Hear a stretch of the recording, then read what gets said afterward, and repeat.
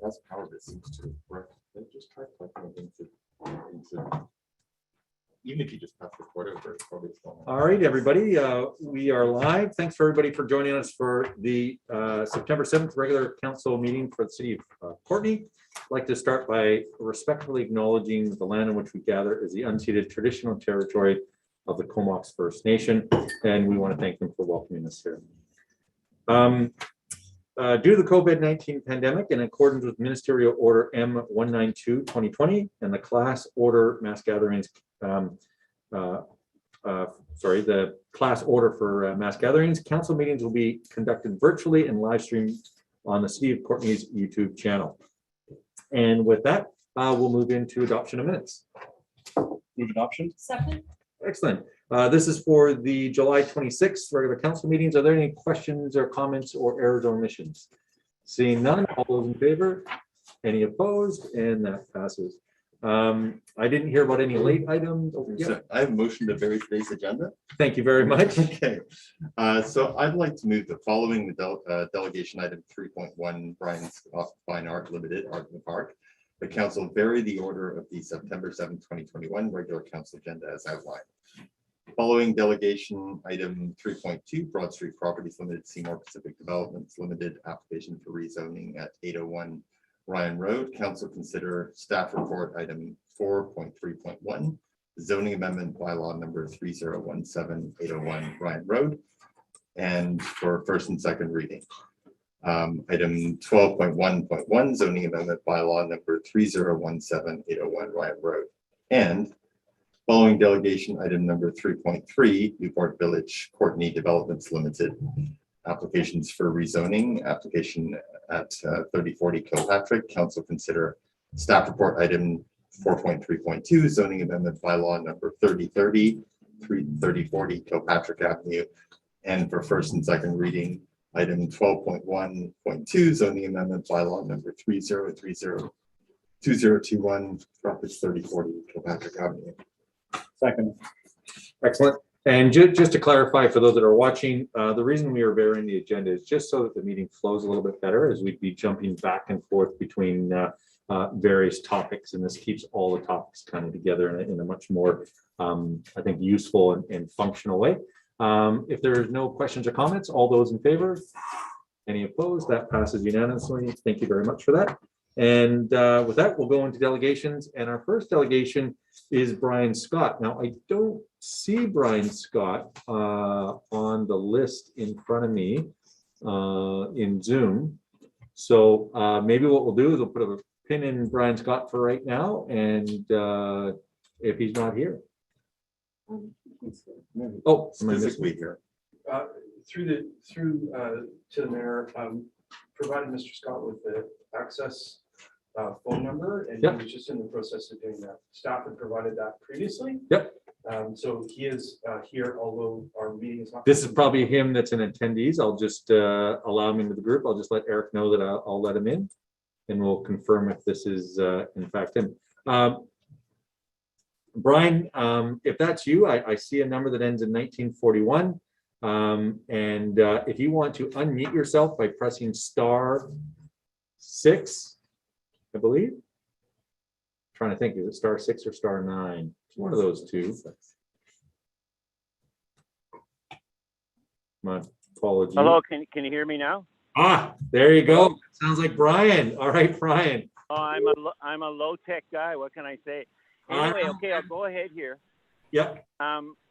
So you guys have my hand out there, right? Yeah, we can see you, absolutely. Oh, a hand out. Okay. Yep.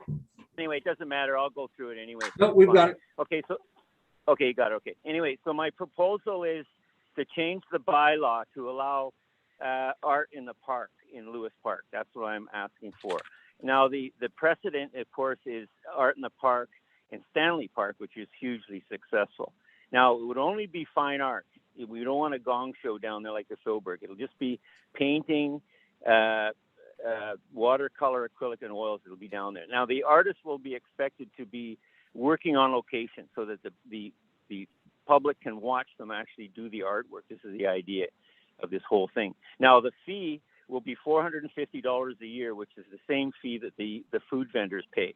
Okay. Now, what my proposal is, Brian Scott Fine Art Limited, I will provide the advertising. I advertise in 3 newspapers.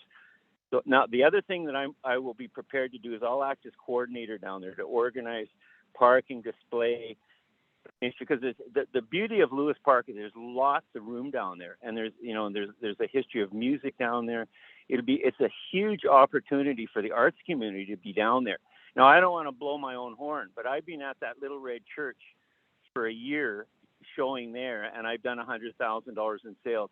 I mean, I know most people on council are in business. There's lots and lots of money coming into the valley, and if you guys allow us to do this, I mean, the average artist, if they make $10,000 a year, they'd be thrilled. They easily will be able to do that. Now, this whole thing will not start obviously until the bridge is finished, right?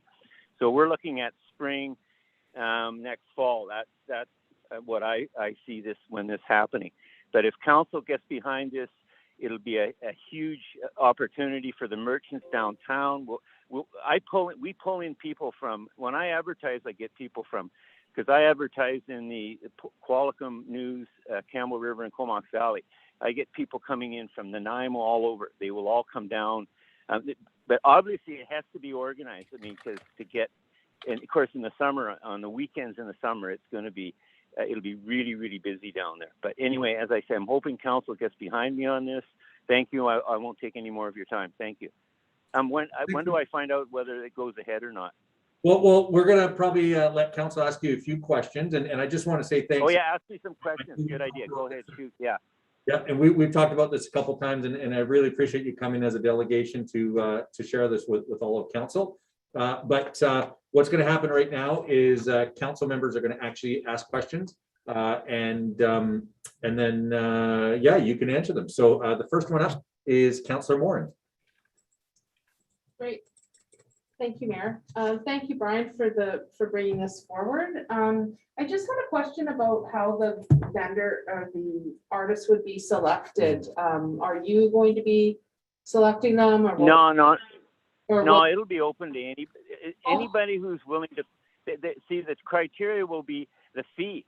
A lot of artists will not want to pay $450. That's what they charge in Vancouver. You pay $450 fee, your license fee, and you get a license just like the vendors. You get your license from the CRA over there, right? They do all that kind of stuff. Yeah. So that'll be anybody that want to pay their money.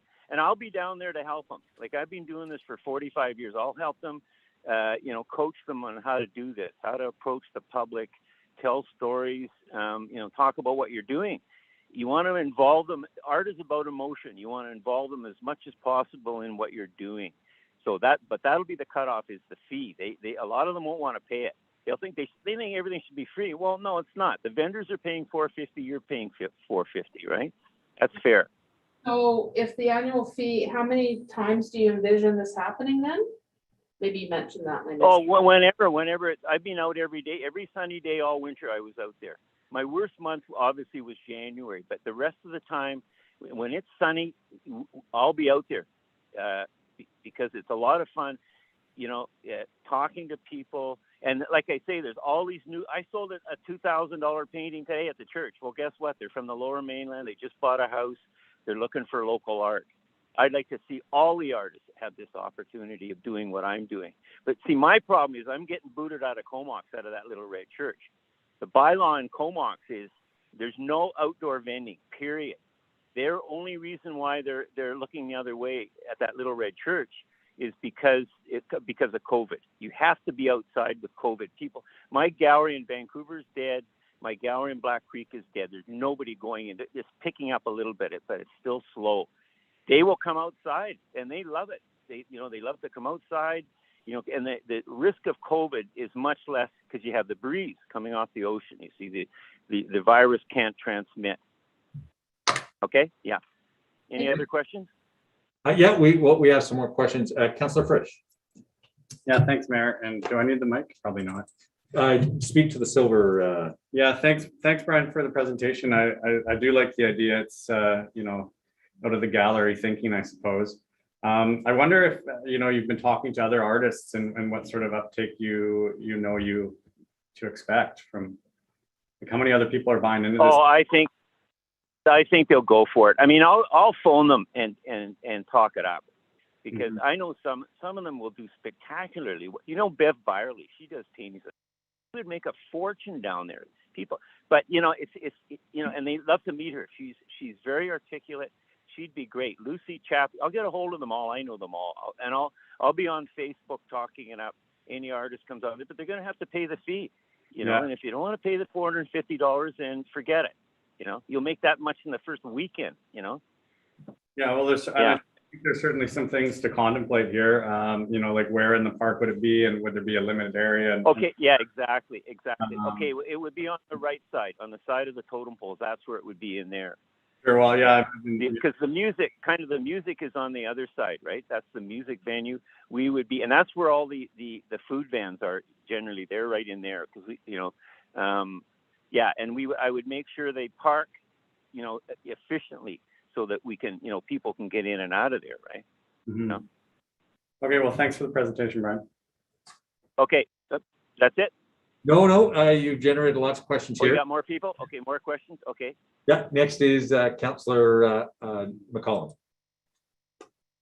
Yeah, thanks for the presentation, Brian. I like your idea. It sounds like it has some possibilities for sure.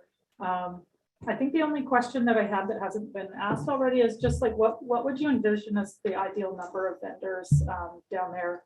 I'm just thinking about all the uses that space has underway in the summertime, with people coming and going from the parking lot, and ball tournaments and food vendors. And I mean, I think it's great to have other activities down there too. It adds vibrancy to the downtown area. But what would you imagine as you know, like the ideal scenario in your mind as you're going ahead with this?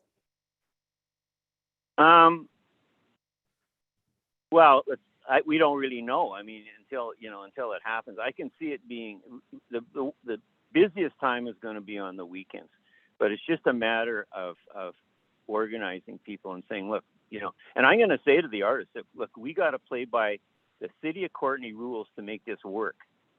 So we've got to have our act together here because we don't want to anger council, because they'll boot us out of here.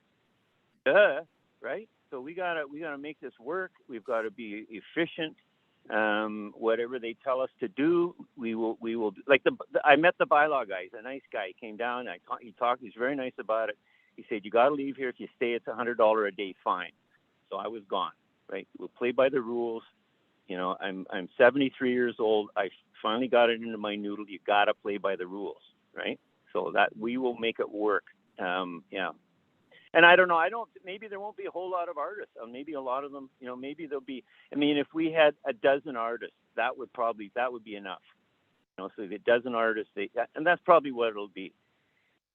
You know, there's a lot of Sunday painters around. They're not really serious. These are going to be people that, you know, and they got to be out there. I mean, you're out there in the sun, and it's tough, you know. And there's a lot of days you don't sell anything, blah blah blah. You know, I have lots of days when I sit there all day, don't talk to anybody.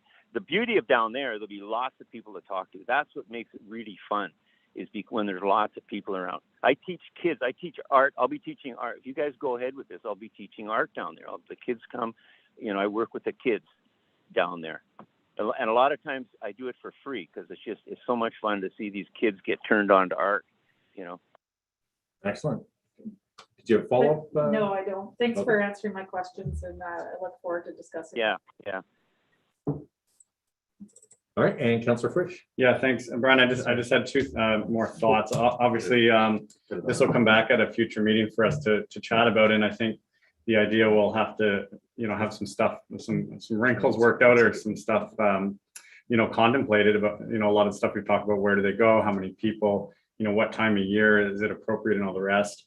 But I was going to share with you this thought of the Courtenay garage, which I know is kind of barking up the same alley you are, of building that sort of Granville-esque idea. So you should chat with that fellow there.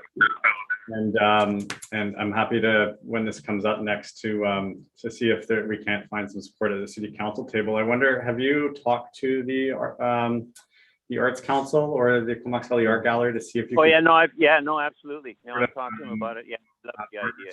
Yeah, from them, you know, some support on their side. Yeah, no, absolutely. Yeah, they think it's a great idea. Yeah. Yeah, it'd be nice to formalize. And they will get behind it. They will obviously get behind it Yeah. and help put the word out to the artists too. You know, I mean, they'll, yeah. But yeah, you're right. I mean, we're going to have to limit it. I mean, but I don't know. I mean, I just don't think, yeah, we may have to be selective. That's a possibility. If there's, you know, obviously if there's too many people wanting to do this, we're going to have to limit it, right? Yeah, and I don't know That's if something, that's the worry or not. I don't know. We'll have to, some things well, to then we'll consider. have to, yeah, I mean, we'll have to figure out some way, some criteria to, yeah. Yeah, if you could somehow formalize some sort of agreement with them that they're in support of this idea, or even a letter from them saying that they think this is a great idea and they know artists that would participate. Oh, in it. yeah, well, yeah, I talked to them. I didn't, yeah. Yeah, especially for the public so they know it's not just Brian Scott obviously wanting to be in the park. It's bigger. It's more about an opportunity for all artists. Yeah, no, Before. no, obviously not just about me, no. Fair enough. Okay, thanks. Excellent. Thanks, Councilor Rich and Councilor Cole Hamilton. Sorry, it must have been a technical issue. I missed you the first time around. No problem at all.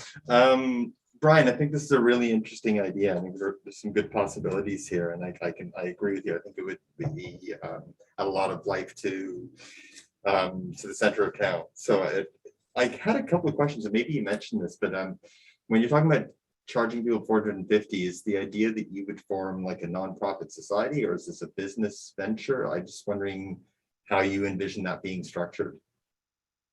No, that just goes to the city of Courtenay. I mean, the food vendors pay down at CRA. They go down there. There's a liaison person down there. They go down there. They're vetted down there and everything. And the artists would be vetted down there. And that we're going to have rules. They're going to have to be there. That probably will discourage a lot of artists because they have to go down there and they actually have to be painting on location. They have to be, you know, which is the logistics. They have to be there. They have to be painting. They have to be prepared to talk to the public about their work as well as selling it. So that, you know, but I'm, like I say, I'm willing to help them to articulate about their work and how to talk to people and all that kind of stuff. The thing is about producing art is it tends to be an introverted kind of activity. The selling part of it, as you guys are all, is extroverted. You got to be out there, you know, talking to people, blah, blah, blah. And so a lot of them are like reticent to do that, to actually put themselves out there.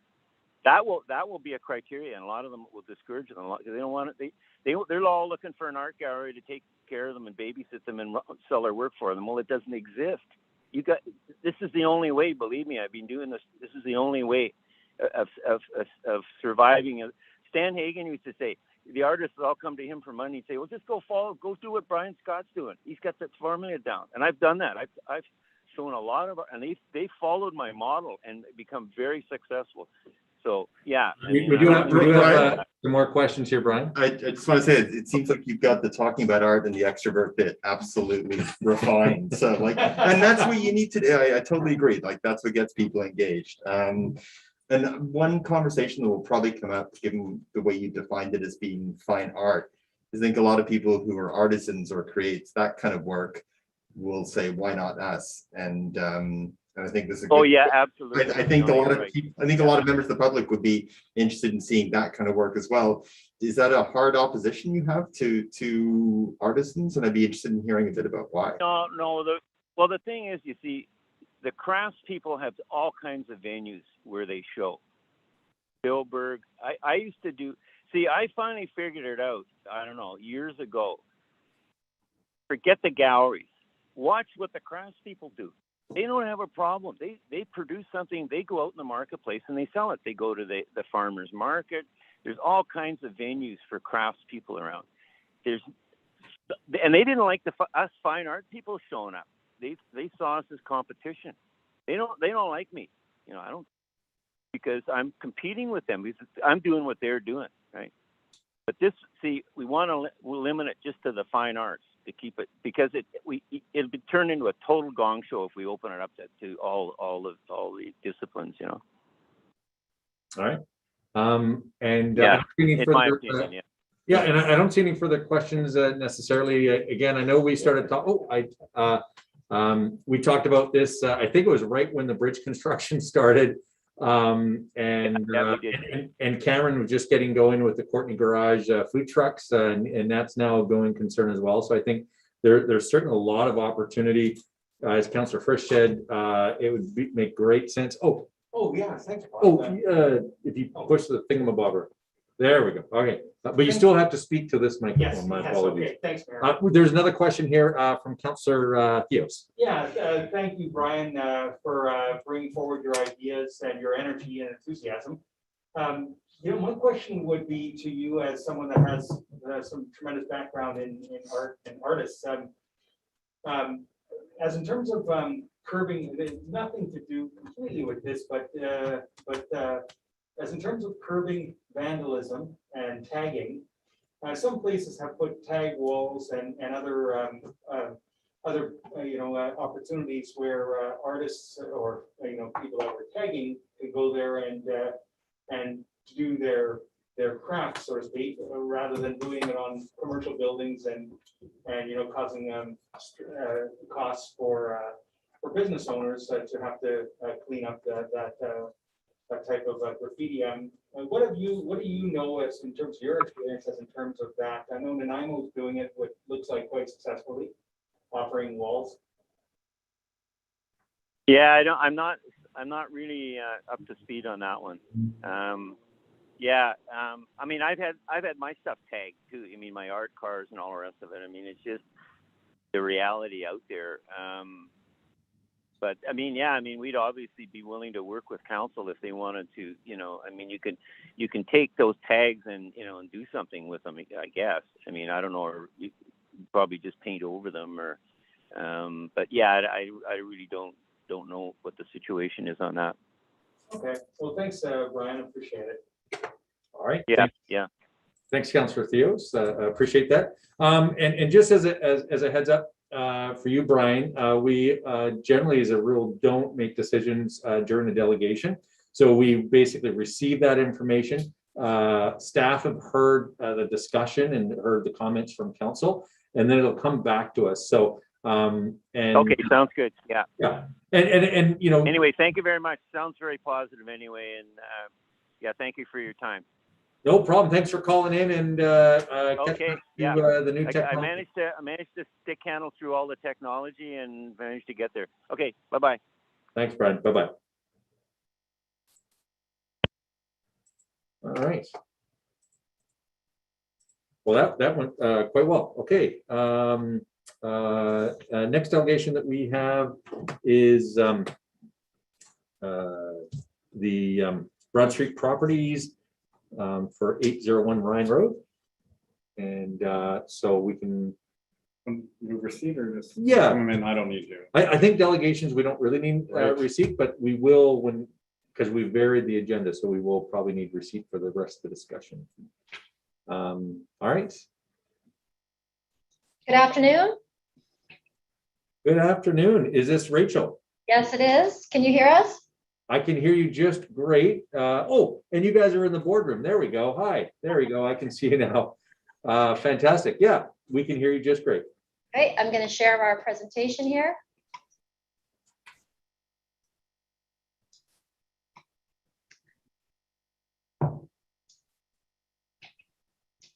Can you see? Oh, can you see that presentation? Well, there's a weird thing going on. Apparently, this is a new issue with Zoom. If you click on the little dots on the left-hand side there, Jeff, next to their images on the if you click on the little line next to it and drag it to there we go. Sweet. Oh, no, if you close that, you can just close that window completely. Oh, you know what? Why am I doing this? You've got the power, sir. I do have the power. We even did this for this exact reason. Here we go. Now we should be cooking with gas here. There we go. Whew. All right, Eric, big thumbs up. It worked once I remembered. All right, back to you, Rachel. All right, thank you. Good afternoon, Mayor, councilors, and city staff. My name is Rachel Ricard, and I am the Development Manager for Broad Street Properties.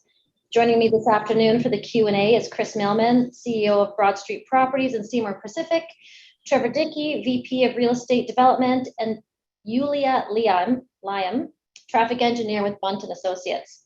We're here this afternoon in front of council for the first time to introduce you to our company and to provide an overview of our rezoning application for 801 Ryan Road.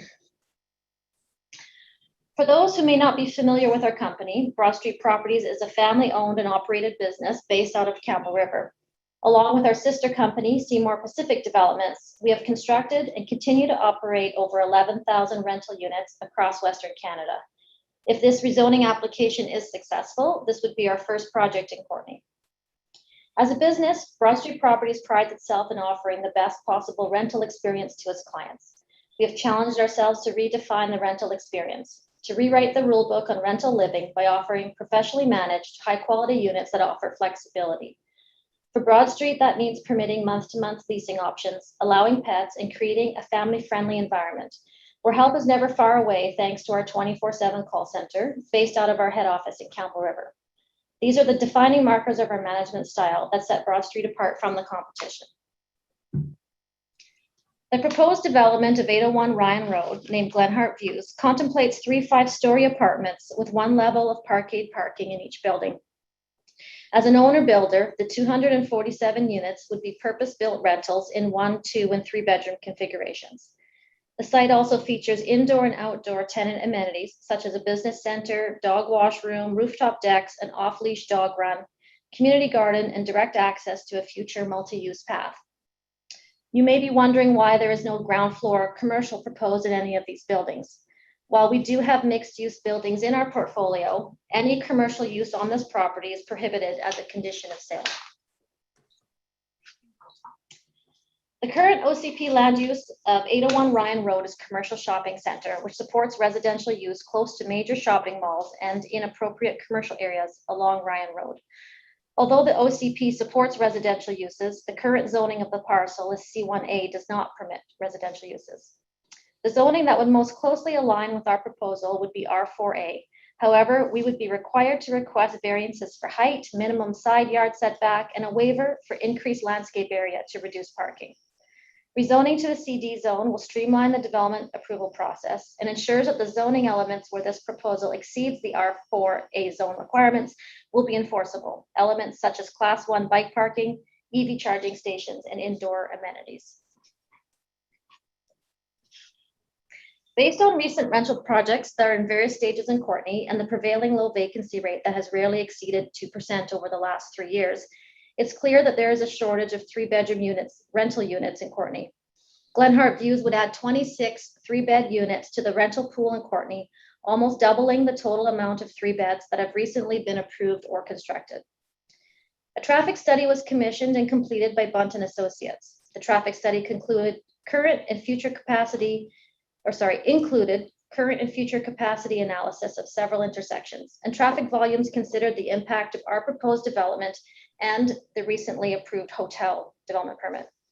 The study found that peak hour volume generated by the proposed development would increase traffic volumes by 2% or less and is not anticipated to cause any notable impacts.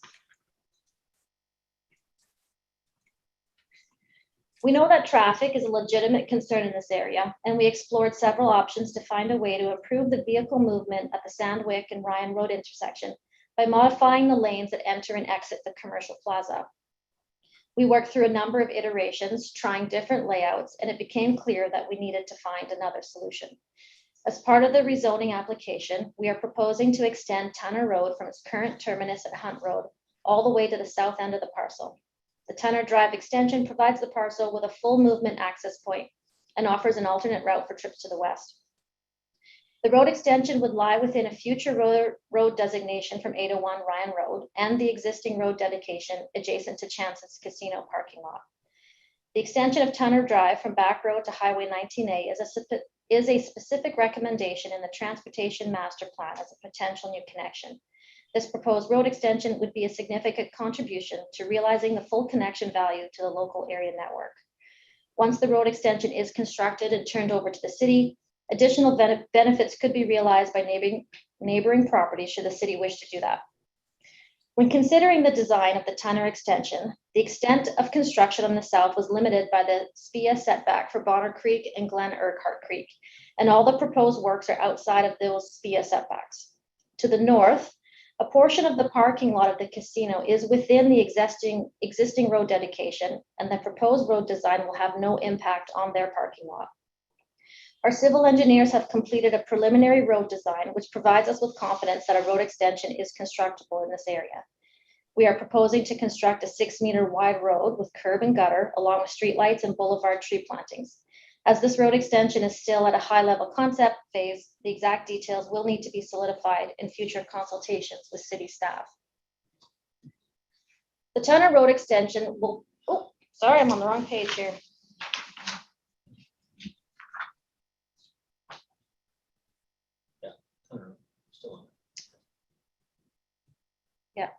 Sorry, guys. The Tunner Road extension will provide a crosswalk to allow users of the path to safely cross Tunner, access the sidewalk along the existing lane, and connect to Ryan Road and the larger pedestrian and cycling network. The multi-use path provides an alternative route option and increased safety for pedestrians and cyclists, especially as there is no dedicated bike lane on Ryan Road. Both Tunner Drive and the multi-use path are significant contributions to the city of Courtenay and lay the groundwork for future road and network expansions envisioned in the Transportation Master Plan and OCP. In order to align with Courtenay's affordable housing policy, we are proposing a cash contribution to the Affordable Housing Amenity Reserve Fund in the amount of $123,500 as outlined in the OCP. This concludes our presentation. Thank you for the opportunity to present this application and to provide detailed information on our proposed project. We feel Glenhart Views will be a positive addition to this area and complete the build out of this neighborhood node while offering housing to a broad section of the community. We welcome any questions you may have. Through the Mayor and Council, as discussed, we are going to vary the agenda, so you will have the opportunity to have questions of the developer who have done a comprehensive presentation for you. Then we'll have the staff report and bylaw reading, so there's a number of opportunities. So this is a change from our regular procedure. I think we're going to see how this works, and we look forward to some feedback. All right, thanks very much for that, and I do appreciate staff taking a chance today and allowing us to change things up to hopefully be more functional. That being said, I clicked them both at the same time. Councillor Frisch, I think. Okay, I'll jump in. Thanks, Mayor, and thanks, Rachel, for the presentation. I definitely do like the development, lots of positives, and you guys definitely did your homework, obviously. You don't just come in here shooting from the hip, so that's great. I had a question about connectivity, and I thought you might have mentioned it. If someone's, say, shopping at Superstore and they want to use this great multi-use path, how do they get to it? Are they able to like cross over your property to access the end of it, or would they go all the way around your property? Sorry. There was something about like a sound attenuation wall. I was wondering if that might impede movement. So through the mayor, there is, I don't have the site plan here, but there is a sidewalk connection. Maybe I can just share again my screen. Oh, I think I might have closed it. I can share again one of these slides here, and then, sorry, bear with me. I thought I still had that open. But there is a sidewalk. So right now it's one of the informal roads. There's kind of two informal ways that citizens are accessing that plaza right now through that gravel parking lot. And it's the one that's more south.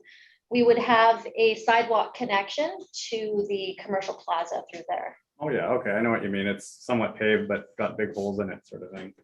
That's great. And then I was wondering about the opportunity, it was mentioned in the staff report about maybe getting a bit wider of a multi-use trail. I think 3 is pretty good, but this has the possibility of being a very busy multi-use pathway with, commuters, joggers, people just out to walk their dog and so on. What do you see as possibilities for that? Or do you have any comment on that, getting a wider pathway?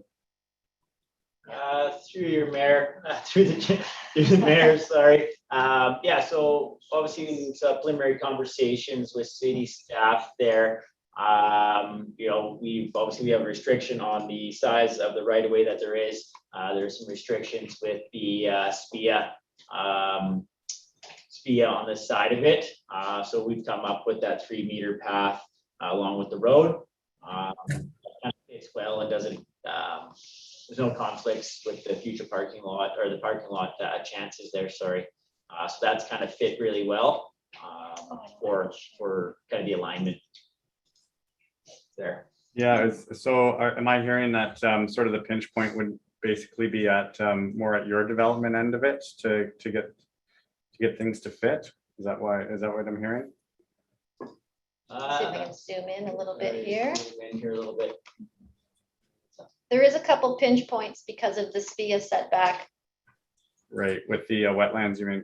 Yes. Correct, yeah. So in here is, if you can see my cursor, my mouse here, this is a tight pinch point. And of course, as Chris mentioned, we mentioned in the presentation, we are making every effort not to remove any parking from Chances Casino. Right. And it wouldn't be of any help to do any variances on your own end of the project, would it? No, that wouldn't get us a wider multi-use path. Yeah. Well, I mean, I definitely like the renderings, and I think the buffer, it makes tons of sense and makes it a really comfortable pathway. Also easier to drive on, not worrying about kids and dogs running out. So I wouldn't want to lose that. But yeah, having it wider and even some places might be better than 3 meters all along. So I'll leave that with you and staff. Thanks so much. Thank you. All right, and Councillor Cole Hamilton. Yeah, thanks very much, Mayor. Thank you so much for the proposal. I see lots in here that is really, really appealing. And I just wanted to get a sense, and perhaps this is more of a staff question. Looking at the distinction between the two zones, the C1A and the proposed zone. C1A the current zoning does allow for some housing units, not apartments, but some housing units. I'm just trying to get a sense of the scale of the zone, the increase that would take place with this rezoning and housing possibilities. Through the mayor to Councilor Hamilton, Mr. Fitzgerald, I think, can speak to that question. Again, with our new format, we're kind of covering some things that we might be covering when the staff do the introduction. So I appreciate that. So, but yeah, if Pat can speak in there, and I think we're using this as a learning tool right at this point. I'm fine with that. So. Thank you. Yeah, thanks through the CA to Mayor and Council. So the existing zoning doesn't allow residential uses. So that's one of the main components of the proposal, that residential use will be the use. Okay, and I understood from the proponent that the commercial is not allowed. So what currently could be built on this piece of land as it's currently zoned? Yeah, thanks through the CA to Mayor and Council. So I guess just to clarify, the proponents' comments, they had indicated that I think it's their purchase agreement with the current landowner doesn't allow for commercial to be part of the proposal, whereas the current zoning does allow for commercial. Okay, it's the purchase agreement that was the complicating factor there. Okay, thanks. I have probably a couple of other questions, but I'll come back later. Thanks. Excellent. Thanks, Councillor Hamilton. And maybe as a follow-up, just that ability, I guess I assume it's maybe the commercial property next door that sold the property. Is that common practice to have that kind of limitation on use? Talk to the mayor, through the mayor to council. Very generally, that can happen when people are retailing properties. They introduce their own restrictions between private property owners as a condition of sale. It's not unusual at all. And I think that ultimately this proposal looks to up the area on the residential side, and I think it works quite nicely with the vendors' requirements. Excellent. Thanks very much for that explanation. Councillor McCollum. Thanks, Mayor, and thank you very much for the presentation. I agree with earlier comments that there is lots of good here, and I think that the proposal that we have in front of us has a number of potential community benefits. So that's great to see. One point that I think I heard said was that there would be a contribution of $123,000 to the Affordable Housing Amenity Fund. Is that correct? Through your mayor, yeah, so for the city's bylaw, I believe it is there, you have the affordable housing contribution on a per unit basis, which I believe with the math works out to, 123,000 and change based on the unit count, but maybe staff can confirm that I have that number correct. That's fine. We can touch on it after. I just wanted to make sure that I understood that that was just for the affordable housing and not the total amenity contribution that would come out of the various other obligations with the rezoning. And I think you answered that question, so thank you. Something that I noticed highlighted in the letter that was provided with our agenda package is the conformance to affordable housing policy was outlined and explained that this project is a recipient of CMHC funding, something called Affordable Housing Program. And I'm not sure all the details of it, but there is an explanation in here that there's an obligation to provide rental rates that are a minimum of 10% below market. And I'm just wondering if you wouldn't mind providing some more information about that, just maybe outlining what the expected rents would be for perhaps the one bedroom units, and maybe elaborate on what this minimum of 20% of the units must be affordable with the maximum rents dictated by CMHC. If you could just put those into context for us so we could understand them better.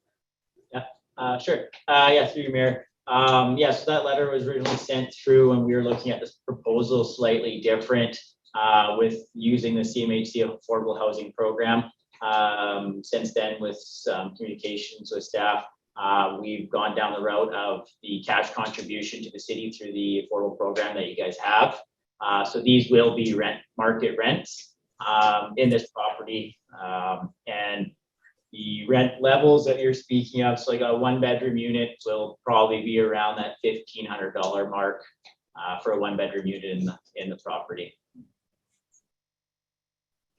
Okay, thank you for explaining that. I definitely misunderstood from the report, so I'm glad I asked the question.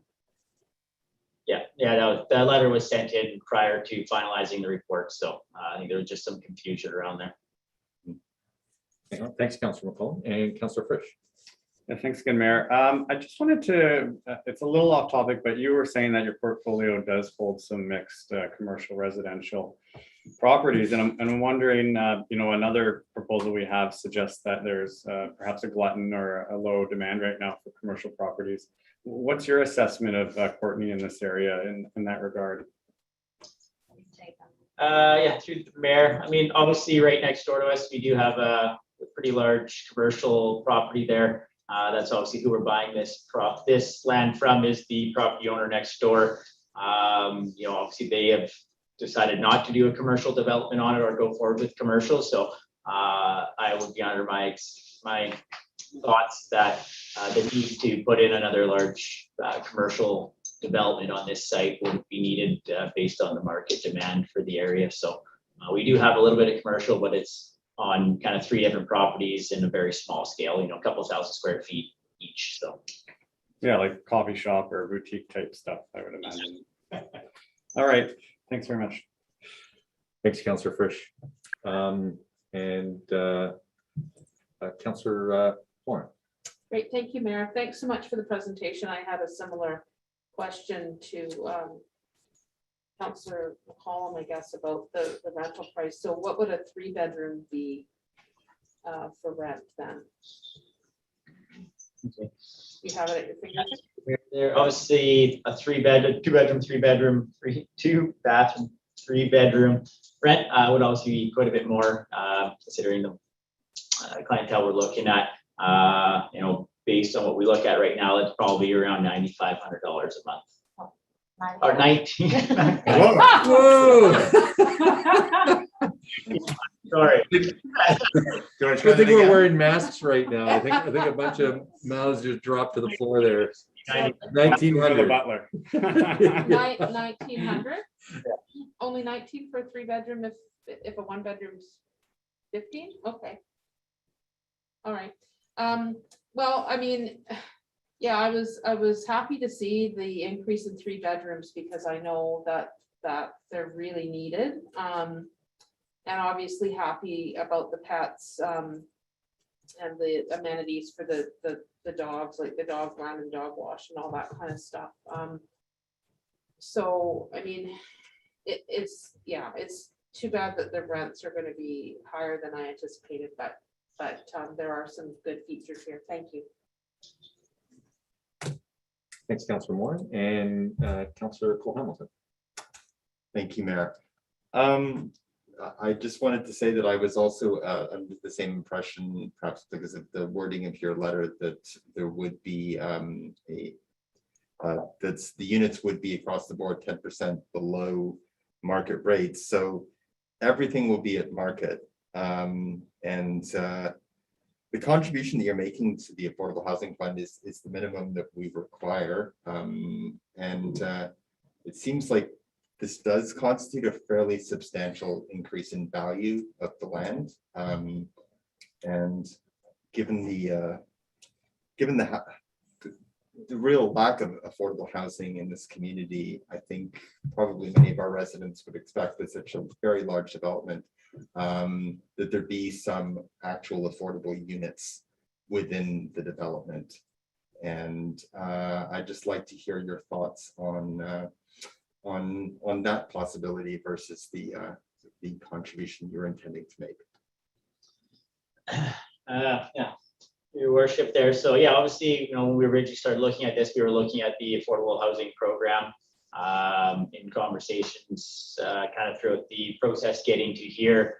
It was brought up that the affordable program or the affordable contribution was a route that was preferred by council. So that is the route we've kind of changed directions to, you could say. But if it's a conversation to look at another option, I'm not going to say it's not on the table, but obviously we'll be looking for some direction on what might be required there or requested.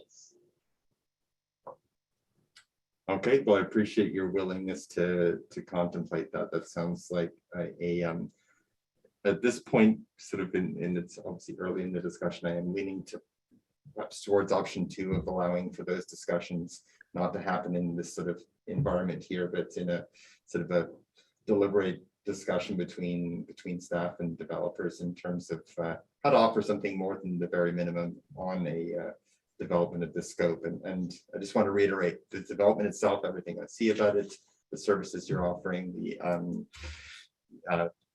this is a quality development. I would just like to see a place in it where people of average income in this community would be able to afford a home. So I'm leaning towards seeing if we can have some further conversation between staff and our staff and yours about including affordable housing units within this.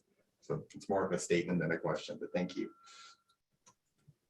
Thanks, Councillor Cole Hamilton, and Councillor Leos. Thank you, Mayor. I mean, there's quite a fine balance between bringing in tax revenue and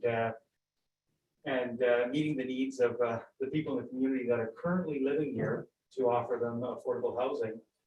I'm very disappointed that there isn't going to be an element of commercial or services. And I mean, speaking to the services, I'm thinking of more of a doctor's offices, dental offices, maybe mortgage assistants, accountants, kind of services that everybody's going to be needing. Where what I'm looking at is, from what you're saying, these are not rates that people living currently in the community can actually afford. So my question will be in that are telling me that this is beyond their affordability for the most part. There's already 1,000 or so units going in on that side of Courtenay.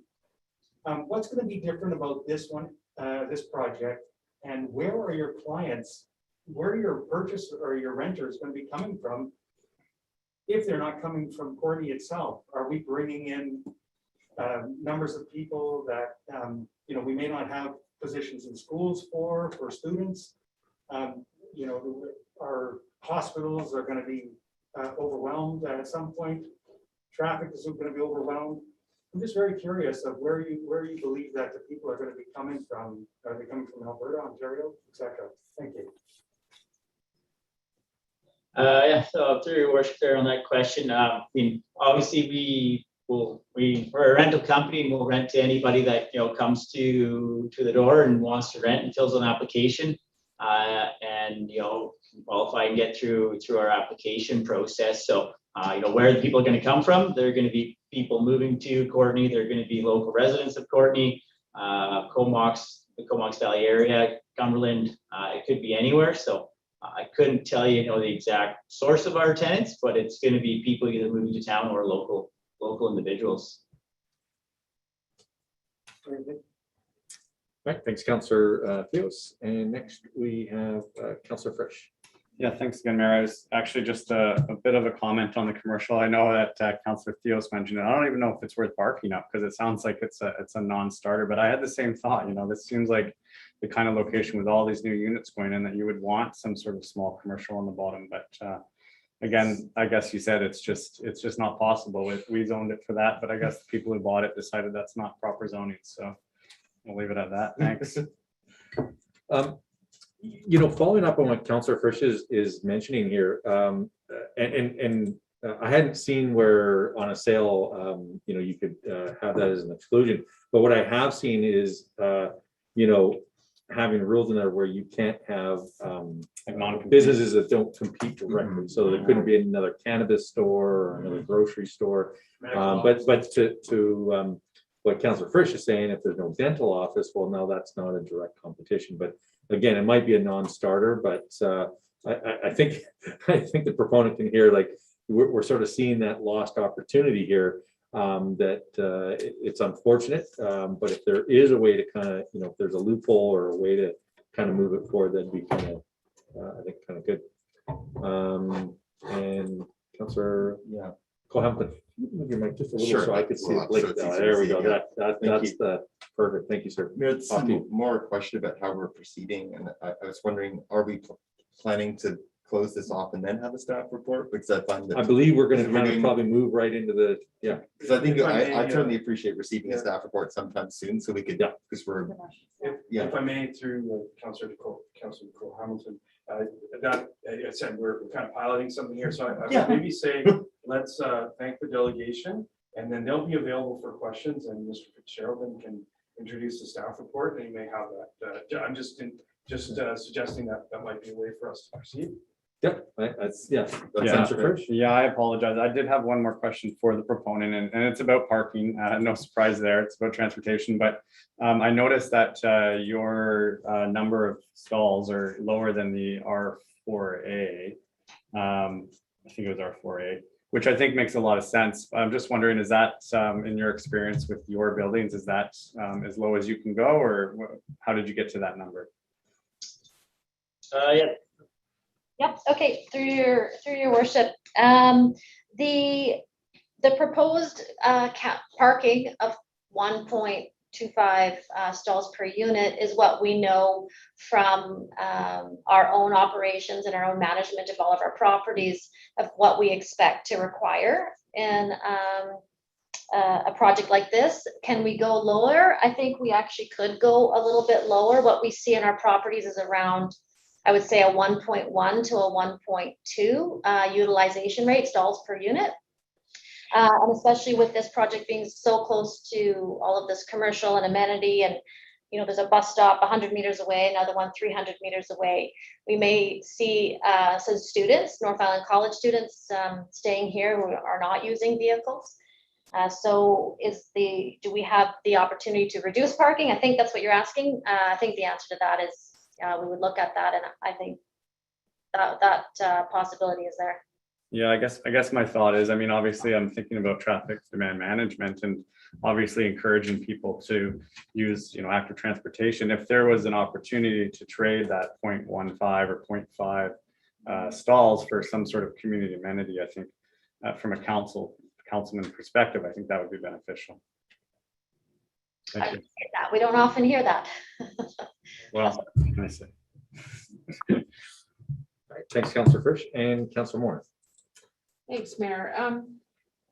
I'm just, I've been looking at the Comox development and I just wondered, are there some similarities to that? I'm noticing that the rents are higher out in Comox. Is there any way you can give me information about the differences there between the two? Yeah, through your worship. Yeah, so the Comox development there, Anderton Place you're looking at, it is quite similar. Obviously just in Comox, not in Courtenay. So, we build a pretty similar product across the board, across kind of all of our properties across Western Canada. So, unit size, unit mix will follow suit roughly about the same. And then, yeah, rent wise, yeah, we're just obviously those rents are a little bit higher than what I said, but obviously given a little bit of the increased construction in Courtenay coming up over the next now to 2 years, we obviously see a little bit of pressure on rents there. So where we expect to come in lower there. So as you build more units, the rental rates go down. It's just a simple supply and demand calculation. Right, so I guess I'm curious how things are going with the Comox, and if you have an idea of the configuration or the composition of who's renting out there. Just, I guess, thinking about Councillor Theos's question. Your worship, I don't have the information on what the unit mix is in that property. It is full. We don't have a whole lot of turnover on that property, but I wouldn't be able to answer the demographics of that one. Yeah, I was just curious if it was mostly local folks or because the rents are even more expensive. Okay, thank you. Excellent. Thanks very much for the presentation. And as our CAO, Jeff Barbitt said, we're going to move over into the staff report. But we're going to continue the same discussion. So maybe if I could get a motion to receive the staff report. Does that make sense? Second. Excellent. And we'll pass it over to staff.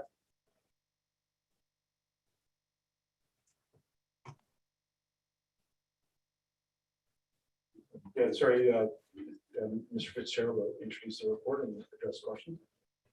Hey, thank you through CAO to Mayor and Council. So I guess just to keep it fairly brief, because proponent just gave us a presentation on it. I'll just do the points on the proposal. So what we're looking at is a proposal to rezone the property to permit 247 rental units. The development is comprised of 3 5-story buildings. Each one has a parkade on the bottom, with most of the remaining sites accommodating surface parking. The proposal, as the proponent outlined, also includes an extension of Hunter Drive, which will serve as the primary vehicular access to the site, and also include the multi-use path construction, which the proponent is offering as an amenity in support of the rezoning application. I guess also as outlined, the proponent is offering amenity contributions as outlined in the OCP, which equate to $500 a unit to the Affordable Housing Amenity Fund. A public information meeting was held in support of this proposal. Only one comment was actually received in support of the proposal from an adjacent business. Staff are recommending that council gives the bylaw first and second reading tonight, and that we proceed to a public hearing. So with that, I'll take any questions that council has. All right. Well, there's a race to get the buttons pushed there. So we will start with Councillor McCollum. Thanks, Mayor. Yeah, I had 2 questions, one around parking and the other around stormwater management. Looking at the images in the staff report, it looks as though basically almost everything that's not taken up by building space is in fact parking lot. And I'm just wondering if there is in fact green space on this proposal. And I would probably echo some of Councillor Frisch's comments from earlier that I think that there's a case to be made for a few less parking spots and maybe some grass and some play space, especially given that there's going to be 2 or 3 bedroom units in this complex, that there's not really any park space within a short distance for families to travel, and even providing some type of, space on the ground for people to connect is probably maybe more useful than asphalt. And I'm just wondering if staff have any comments about that. Yeah, thanks for the question through the CAO to Mayor and Council. So as part of the proposal, the site plan does include some green space in the parking area, and then on the, it would be the east edge, kind of where the multi-use path extends into the property. There's some space programmed in there. I'd also add that 2 of the buildings have large rooftop patios on the 5th floor, which would be available for tenant use. And maybe if the developer had more information on that, what I understand is they'd be available for rent for things like, or not rent, but for use for things like parties or birthday parties or gatherings that tenants are having. So there's that space as well. But yeah, that's the key areas where open space or green space have been implemented into the site plan. Thanks for that answer. And I guess, some of the devil's in the details there as well, because, rooftop patios are a great amenity. And if I were to live in an apartment, I would certainly appreciate to have that type of access. But in terms of space for children and families, if it's a paved rooftop patio with, some tables and stuff, it's a lot different than having some grass and a swing set. So, yeah, just fielding that as a potential improvement or possible change. And then the other thing, well, actually, I'll come back because everyone else has their lights on, so I'll see the floor. Thank you. Thanks, Councillor McCollum, and Councillor Hilling. Thank you, Mayor. I'm just wondering if our staff could speak to the traffic impacts. There is a traffic report attached. It wasn't spoken to in great detail by the proponents, but I'm wondering if staff could speak to the movement of vehicles in and out and the impact on intersections. We know that this is a very busy stretch of road. We know that there's additional building going on of major developments, which are going to increase the stressors on those sections of road. We also know there's a high accident area. I just wonder if staff could highlight aspects of the staff report that speak to those aspects, including the access and egress to the site. Yeah, thanks for the question through CAO to Mayor and Council. So the primary vehicular access point will be the Tunner Drive extension, and that's purposeful and designed to take pressure off of Bryan Road, where, as we all know, there is periodic congestion. But in addition to that access point, the development would have access off private roadway. BC Housing currently owns it. It's right on the north east side of the property, as well as a exit only access point exiting into the Superstore Mall, and then having access to the Sandwick lights and in there. So those are the 3 vehicular access points. In terms of the overall conclusions of the traffic impact study, it's similar to what we've seen with other larger proposals in the area, that the background growth or the regional growth in the Comox Valley that travels through this area is really the driver behind the congestion, and that this development on its own won't result in level of service or the operation of intersections falling into a level that's not acceptable. I do know that the traffic engineer is here with the developers team. If there's Perhaps more specific comments on the traffic study. I might defer to her. Perhaps that individual wants to add, but I also wanted to ask about, looks like there's going to be some back and forth into the Superstore parking lot, as you indicated. And I'm just wondering what sort of landscaping plans are there for how to make it perhaps a more pleasant walking area. It's a bit of a concrete jungle over there right now.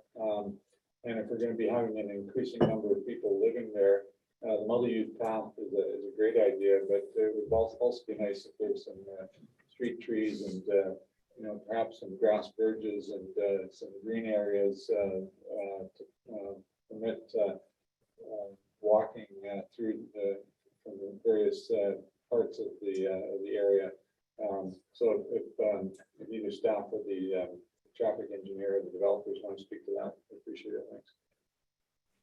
Yeah, I'll jump in there first. So I guess just in terms of process, so we're at the rezoning stage now. So the developer has provided very detailed, I guess, DP level architectural drawings of what they propose to do on the site. They haven't yet provided a landscaping plan. That's something that we would be asking for in the next step in the process, which is the development permit process. And at that point, we would be looking at the programming for some of the green spaces that you spoke to. But I would say that in terms of pedestrian circulation, recognizing that there is limited green space on the site, they have done a good job of ensuring that there's sidewalks and crosswalks throughout the site, connecting the buildings to different parking areas and to the surrounding neighborhood. But maybe I'll turn it over to the developer if they have anything else to add on that.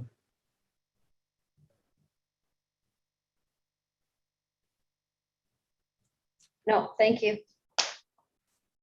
Yeah, through your worship. Yeah, as Matthew touched on there. Or once we get into the formal development process, we'll be looking at more detailed landscape design, throughout our site and our amenity areas, how that'll exactly flow.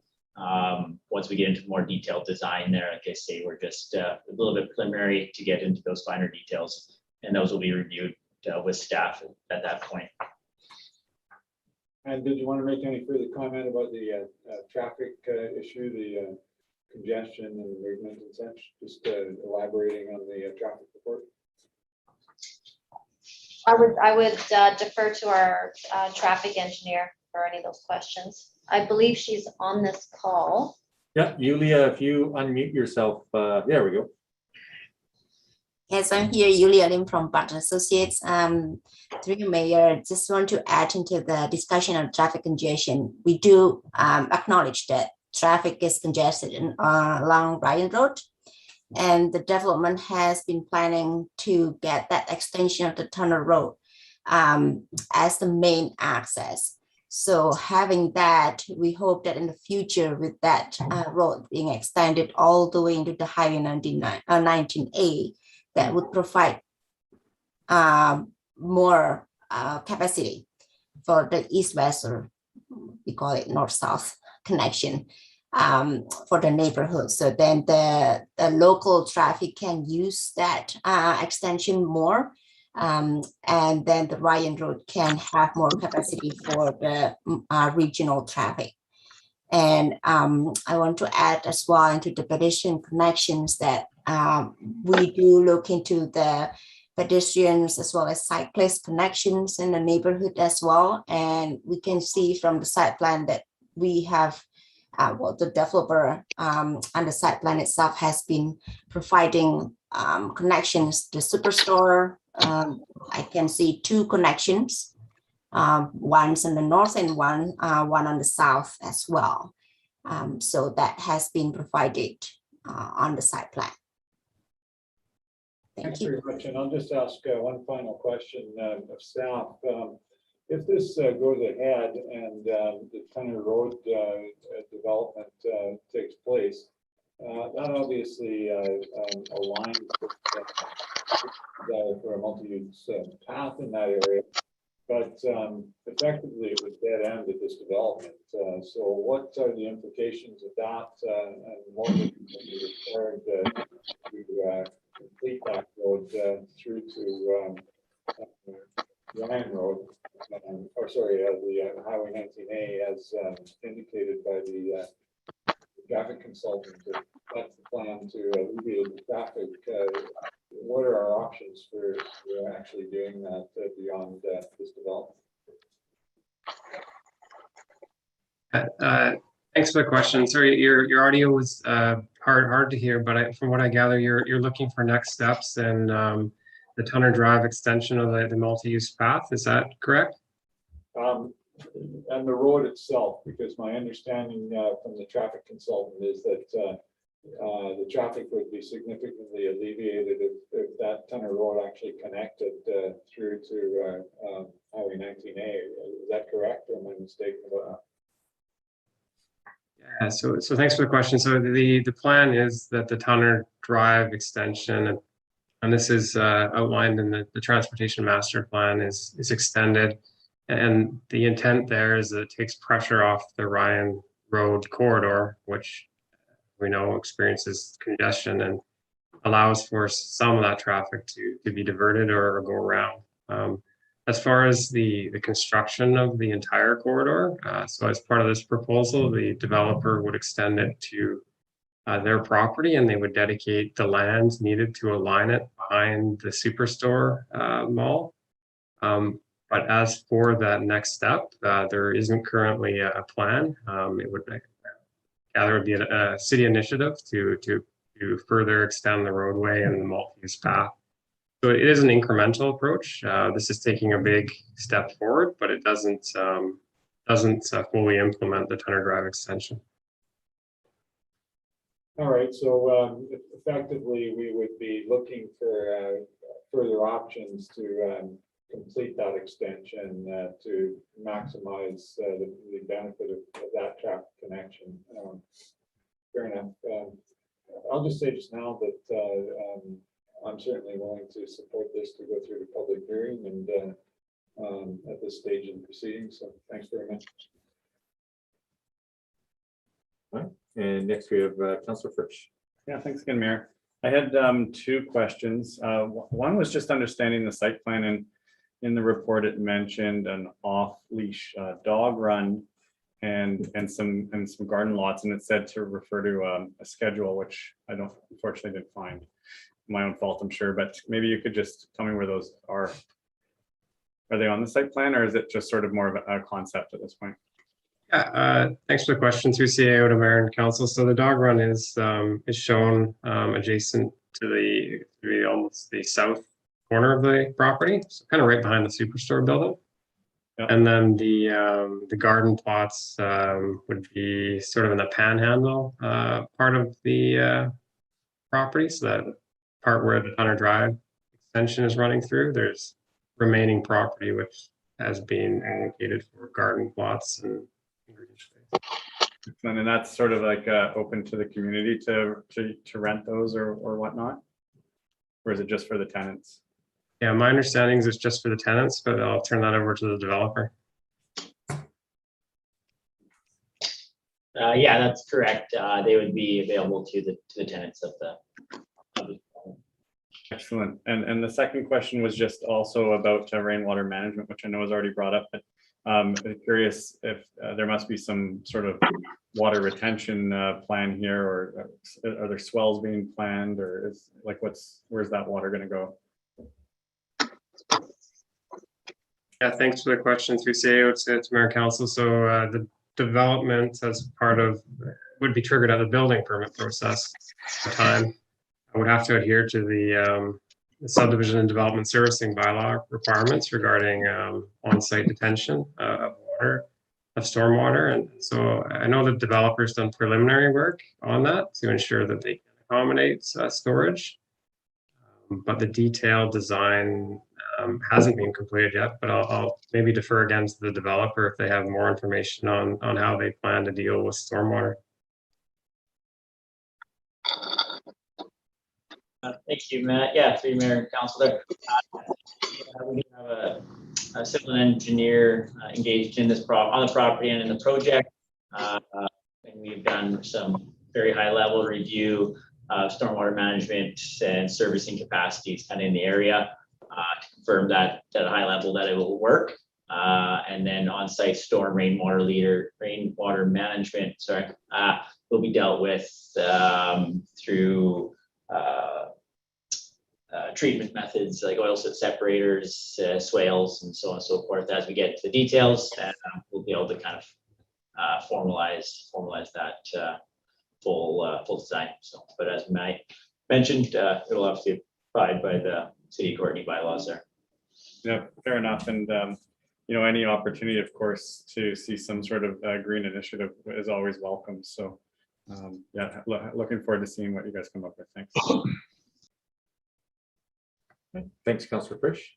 And next we have McCollum. Thanks, Mayor. Yeah, I think most of my questions have now been asked and answered, so I'll just make a few comments on where I land with what's in front of us. I do want to commend the proponent for a lot of the thought that's gone into the site plan. I think there is going to be a real benefit to having that multi-use path go in, but additionally, I think it's really important for, you know, the enjoyment and quality of life of the residents of a large development like this to be able to walk around across the site and connect with nearby businesses without having to be constantly crossing parking lots and not having proper walkways. And we certainly have some poor examples of that in this community. And I am impressed at the thought that's gone into connecting with just about every direction off the site and how that's going to look. So I definitely want to underscore that I think that's going to be a benefit to whomever lives here in the future. And, you know, two things that are top of mind for me when we're making decisions here is climate and our housing affordability issues. And that's something that permeates just about everything we discuss here at City Hall. And I think this proposal also goes to serve some of the needs that we need in terms of addressing climate and having people living closer together and having more housing options and living close to services. It's a reasonable walk to downtown. It's a very short walk to a major grocery store. It's on a major bus route. It accesses lots of school and workplaces. So again, I think it's a great place to see kind of this more higher mid-density development. But in terms of affordability, I do have some reservations that this could go a lot further. 123,000 to address affordability seems like a very small contribution in a situation that is fairly dire. We're looking at prices of $1,500 a month for an apartment, and yeah, a contribution of 123,000 on an apartment of this magnitude. It seems out of proportion to me. And as we look at these rezoning applications, this is our opportunity as a council to try and see how we can meet that demand. And I don't know that proceeding at this point is going to do that. So that's where I'm landing with this currently. And I would like to see something more robust come back, especially given that when I read this report, I thought that there was an affordability piece coming with the mention of the CMHC, and it's unfortunate that that changed in the meantime, but that really does sway just my level of enthusiasm at this point in time. Thanks. Thanks, Councillor McCollum and Councillor Cole Hamilton. Thank you, Mayor. And thank you. I really, to the proponent, I really appreciate the clarity with which you presented today and the quality of this development that you're proposing. And I would echo almost everything that Councillor McCollum said in terms of on the sort of the climate side. It's where people should be living. It's close to services. They're living close together. You've thought through many of the aspects of a really great development. But I do have the same problem that I mentioned earlier with just the lack of affordable housing. And we're going through an OCP review right now, and I think our new OCP will be more sensitive to this, but the $500 per unit contribution, I mean, based upon these rents, that's a week and a half's rent per unit, and 123,000. Well, that is, you know, that's a considerable amount. Is a fraction of a single unit of affordable housing that can be built with that money. And with 247 units coming out of this, I don't think in good conscience I'd be able to support the lack of affordable housing in this option. And I just wanted to say that I was just really pleased that when I posed this question earlier, there was willingness to discuss this. No commitment, that's completely fair, but I just really appreciate the willingness to discuss this with our staff. And I'd like to give a little bit of space for that to happen. This environment is not the right one, but a chance for, you know, again, a deliberate discussion. And so I would, we don't, I think, have a motion on the table, do we currently?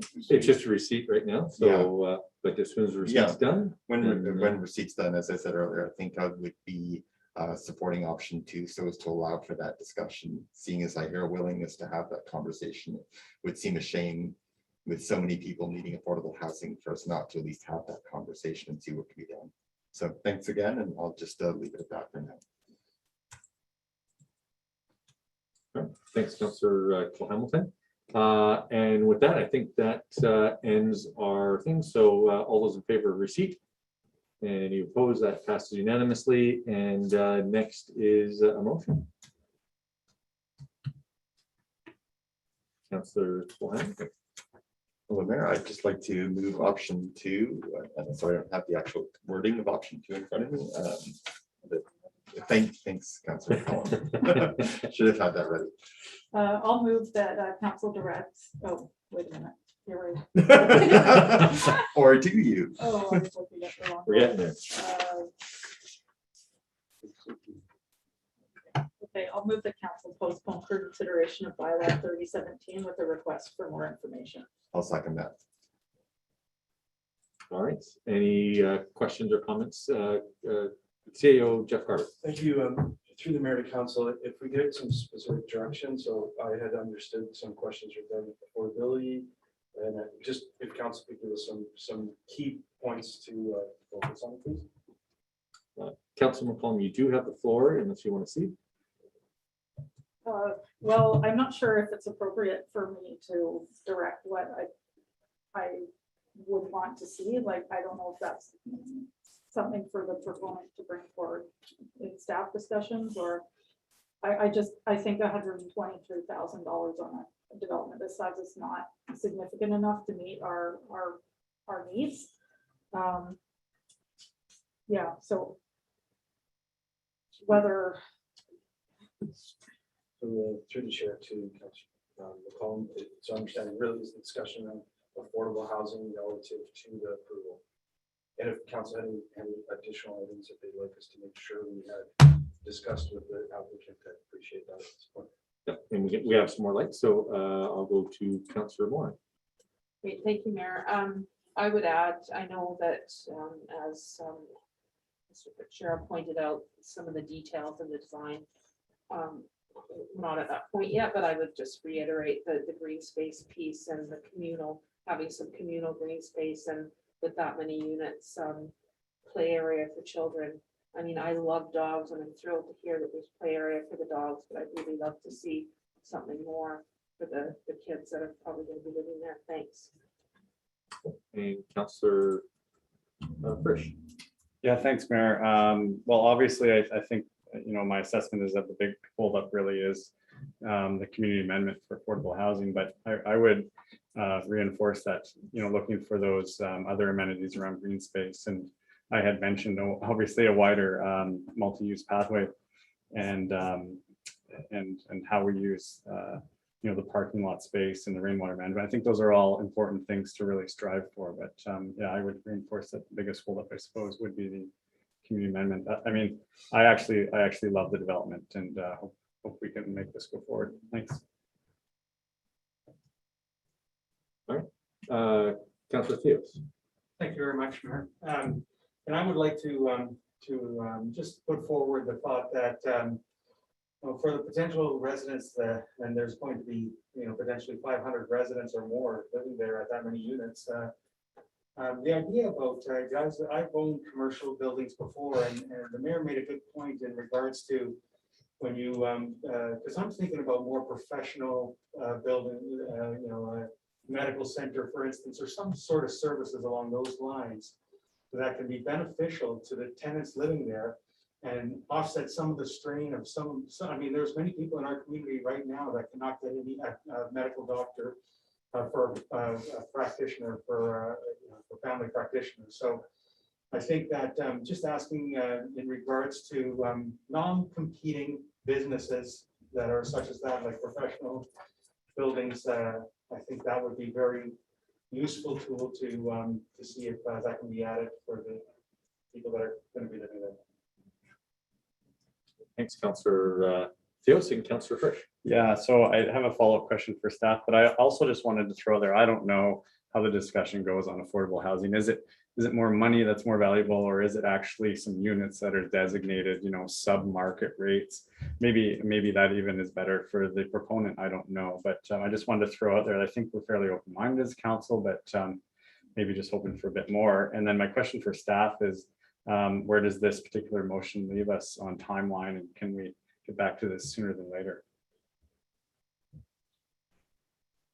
Yeah, thanks for the question through CEO to Mayor and Council. So I think what would happen next is if this motion we'd schedule a meeting with the developer and talk about different concepts for how we felt council's concerns could be addressed, and then it would be up to the developer to revise their proposal as best they see for the rezoning to be successful. So I think the turnaround there is pretty quick. We could have this back at council in the next meeting or two with that updated information, and then council can just decide based on that information whether to proceed to public hearing or not. Thank you. So with that, we would have look to a friendly amendment to the motion with specifics to address affordable housing discussion, green and open space. Right. And then professional services potentially that are non-competitive with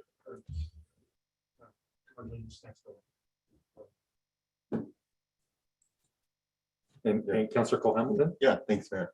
And I was just going to say that while I certainly appreciate that mixed-use developments are optimal, and I would say that the affordability issue of the things that we're going back to talk about is far and away more important than is to me a paramount importance. I think it's the one we represent a community, and I think that it's a tremendously important issue in this community. And I think that if it's a question of what we might be looking for, it would be a certain number of units.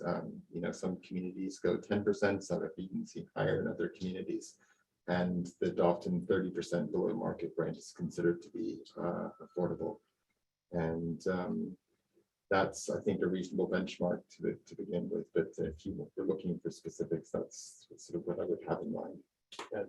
Thanks, Councillor Collins. And the staff report that would come back would identify the topics for discussion and the developer's response in support of the further deliberation. Perfect. And I just want to say one thing. I just want to thank Mr. Fitzgerald and the planning department. The idea that the turnaround could be this quick shows a real commitment to support what we're trying to do here, which is, I think, largely to provide affordable housing. So that I really appreciate the fact that this can be discussed and hopefully progress can be made without unduly delaying the development. So or inconveniencing the proponent. So thank you for that. Thanks, Councillor Cole Hamilton and Councillor McCall.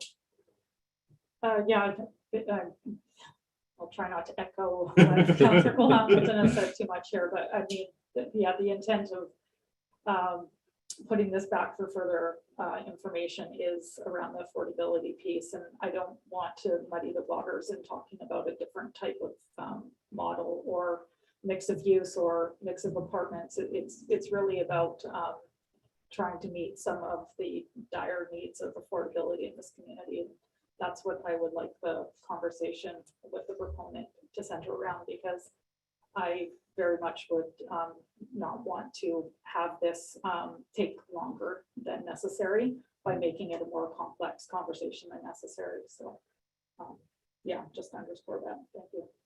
So if I may, through Mayor to Council, so we would need to put forth that amended motion and then vote on that motion. Councillor Billy. Mayor, I'm not seeing the need for an amended motion with deference to our CAO. I think several councillors have spoken.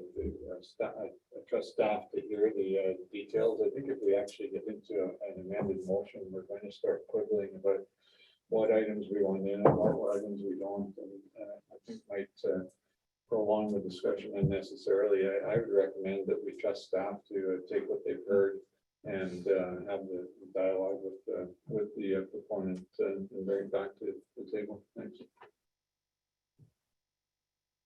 All right, You call the question. okay, call the question. All those in favor? Any opposed? That's unanimous. And I just want to comment that I think that went relatively well as our first kick of the can at doing things in this format. But it certainly felt a lot more cohesive than flipping things back and forth throughout the meeting. So I just, again, want to thank everybody for being patient with us as we learn to walk through this process. That being said, with that dealt with, we'll go into our second delegation for Newport Village developments. And I believe we've got Sasha and Bill to talk to us. Point of order, Mayor, we've done the bylaw, so we're good on that. Oh, well, I didn't know, need to. because it's going back and coming back, I don't think there is. Through the mayor to Councillor, that's correct. There is no bylaws for reading this. Okay, all right. Whew. Thanks, Councillor Helen, for keeping us on our toes. And with that, I'm going to pass it over to Newport Village to give their presentation. Hi, Mayor and Council. Thank you for the opportunity to present the third phase to Newport Village. My name is Bill Laidler. I'm a development manager at Dulex, and I'm joined by Sasha Rasevich, who is a director at Dulex, who will be available after the presentation for questions relating to architectural or engineering.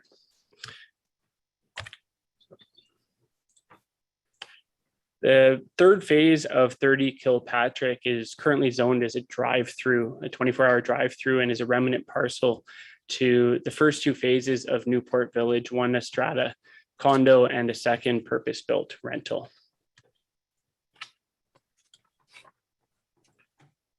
As a presentation overview, we'll go over the revised proposal, the rationale for this proposal, the Mansfield lift station that will be contributed by the development as part of this proposal, review the drawings, and provide some supplementary notes. As a project overview, phase one consisted of 74-unit condominium project that was released as pre-sale with the presentation center in mid-2018. Construction ended or completed in the fall of 2019 with residents moving in by the summer of 2020. The second phase was a 58-unit apartment building with 5 commercial storefronts at the ground level. This was leased up with very high demand and is currently enjoyed by the residents. The third phase is proposed on the remnant parking stall that had been used for storage through the construction of the first 2 phases. And the project proposes 41 condominium units that would be complete in the fall of 2022 or the spring of 2023, should this project move forward. As an overview of the revised proposal, each unit will have its own parking or its own bike storage locker. This is a feature of this development that we're looking to provide to the residents and is unique, where every unit will have its own bike storage locker in a private bike storage room. In addition, there'll be an underground storage, underground parking garage and also at grade visitor parking. With the parking storage, there'll be, or with the parking garage, there will be an electrical charging unit for each stall.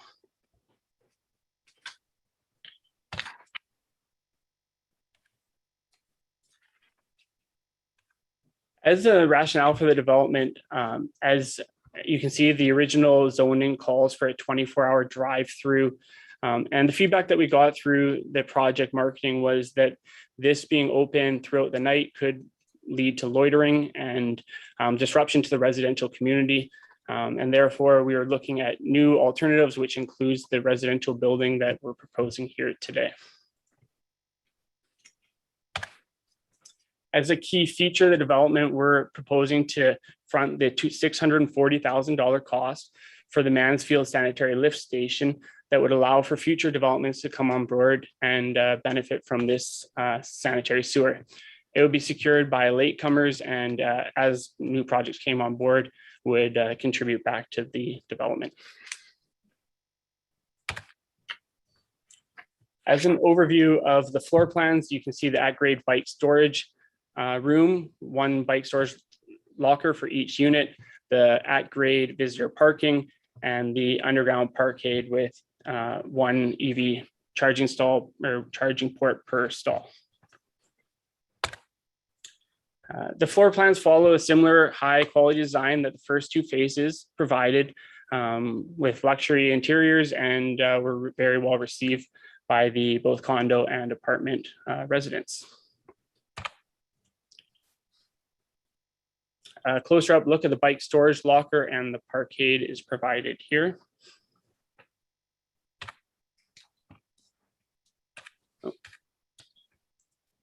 And a key feature of this development is the rooftop amenity on the 5th floor, which will be common to the residents and can be used for bookings or can be enjoyed throughout the year. There will also be two residential units on the 5th floor with a setback from half the building. We did have some neighboring business concerns about some loss of visibility of some live-work units.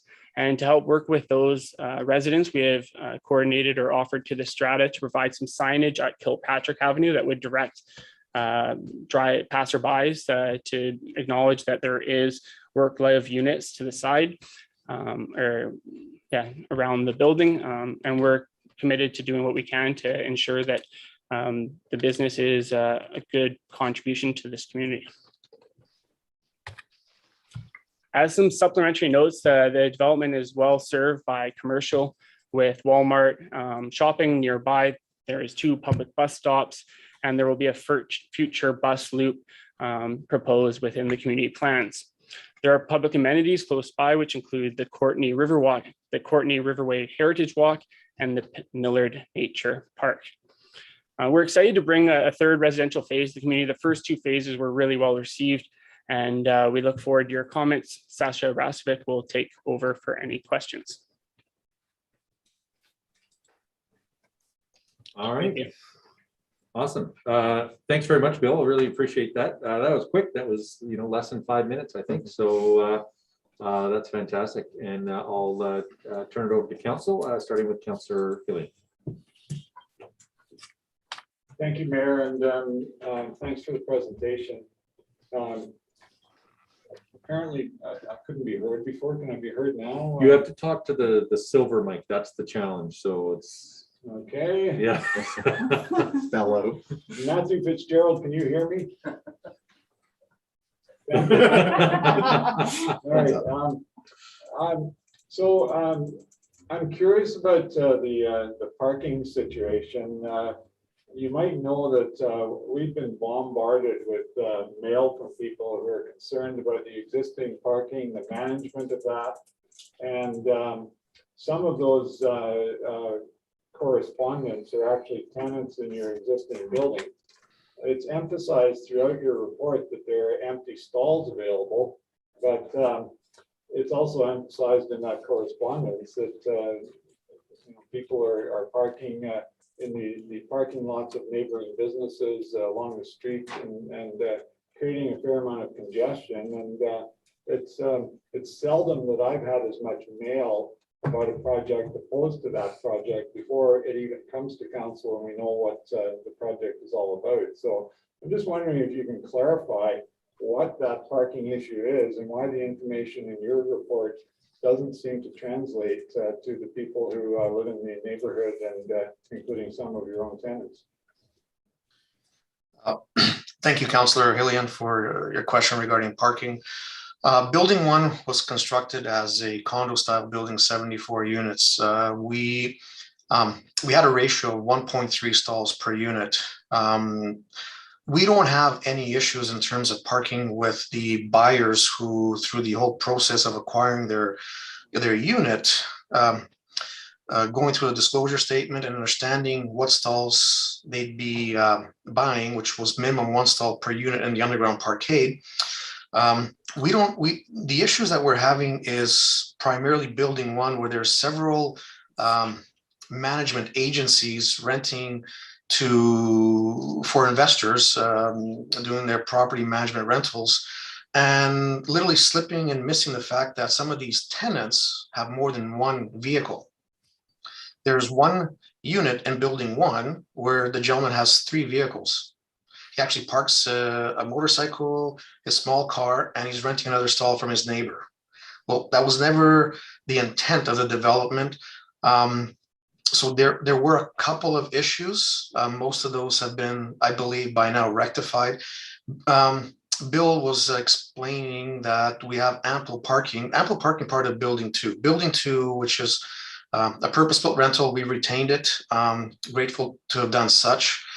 Most of our tenants actually have 1 or less vehicle. We have additional parking within the parkade of itself of building 2, surface parking. A lot of tenants are coming and renting from us because they are within the proximity of all the amenities, shopping, and actually their work. There's a large number of employers that in South Courtenay, in our CD and in our zoning, a very large number of commercial employers that employ these people, and they just walk to work. So yes, there has been some issues, but it was nothing to do with Newport. We've attributed a lot of resources to help rectify those issues. And quite frankly, some of the tenants who realize that, they get 1 stall for a 1-bedroom unit, they don't reside there anymore. Okay. Can I just clarify, people who live in those existing units have to pay for their parking stall? Is that the deal? Yes, it was an incentive approach that you provided through the RTA. You provided a base rent, and if some individuals wanted a parking stall in the parkade, we would charge them additional $50 per month. And Right. if somebody wanted a surface parking for cost savings, a larger vehicle, they were able to get a parking stall for like $25 on the surface. All right, so the individual who has the 3 vehicles presumably is only paying for 1, or maybe he's not paying for any, I don't know. Whose problem is he to resolve? He is the problem of the owner, the current owner of the strata lot, and his management company. All right, so just to clarify, this is a strata where the units, many of them presumably are owned by people who don't actually live in them, and they may not even live in Courtenay, but it's an investment, so they're renting out, and some of them are renting to tenants who haven't really abided by the parking plan. Somewhat correct. There's a lot of local investors. I believe that now there has been some resales in building 1. I think the rental component might be down to as little as 30%, certainly not 35%. And some of these, obviously, investors, they've retained the services of local property management companies that are renting out their units and providing that service. Okay. We don't have that issue in building 2. Right. Thanks for that. I have one other question, and that was in relation to the existing zoning, which I'm not sure how it ended up being only suitable for a 24-hour drive-through. Certainly, that's not something that ever came before council. And, you know, the need for more drive-throughs in the area is something that I don't know if many of us would be jumping on board, but I'm just wondering whether you gave consideration to any other types of commercial services, you know, whether cafes, pubs, restaurants, other types of commercial development that might have gone ahead on that lot without the need for rezoning to add, you know, more rental or more accommodation to an already fairly congested area. Yes, currently in building 2, the entire ground floor plate is commercial. We have a total of 10,600 square feet vacant. We have had we currently have 0 leases in place and 0 offers.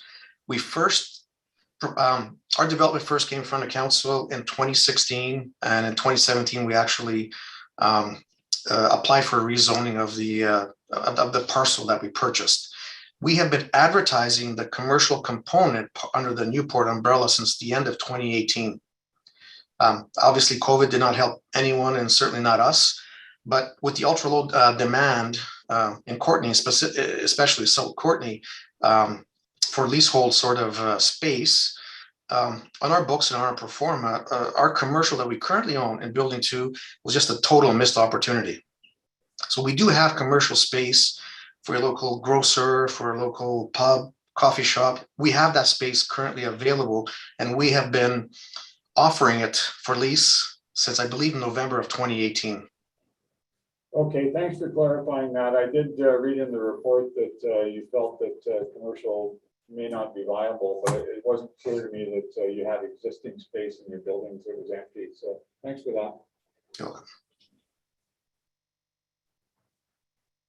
Excellent. Thanks, Councillor Hillian. And next we have Councillor Frisch. Thanks, Mayor, and thanks the proponent for the presentation. One of the issues that came to my attention, and maybe you heard it as well, was about the building massing and how that affects the existing units that are behind it. And ones behind it are at significantly lower elevation, even from the back of your lot, but especially to the front. And I'm wondering if you have any thoughts or design ideas, or maybe you've already thought of it on how sort of to maintain that community's sort of view of the sky, if you will, or the sun, and that sort of thing. I know it's pretty important when you live in a community that you don't have a building go up too close that's too high, and I know you're only about I think you're about 75 feet away from the back of your building to the front of theirs. So do you have any thoughts on that? Yes, thank you there, Councillor Frisch. We have done a shadowing study through our architectural firm, and it proved that shadowing was not an issue. There are 4 units in our neighboring strata that are affected with some massing, but with the view corridors that we have between the buildings, and it doesn't, to my opinion, it doesn't really impact them.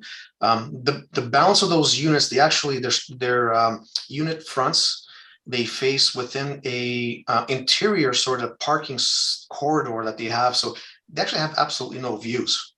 They really don't. 4 units up front, they're semi-impacted. The greatest sort of opposition we had is in terms of like having streetscape exposure. Bill touched on an offering that we had, that we would gladly allocate a certain area to erect or to pour a concrete pad for any signage that they would choose to supply and maintain. And we've even offered that when they were opposing our application in 2017. It's just something we're prepared to do and to help them out. But your initial question of shadowing, it does not impact any of those units whatsoever. Yeah, well, yeah, certainly I understand that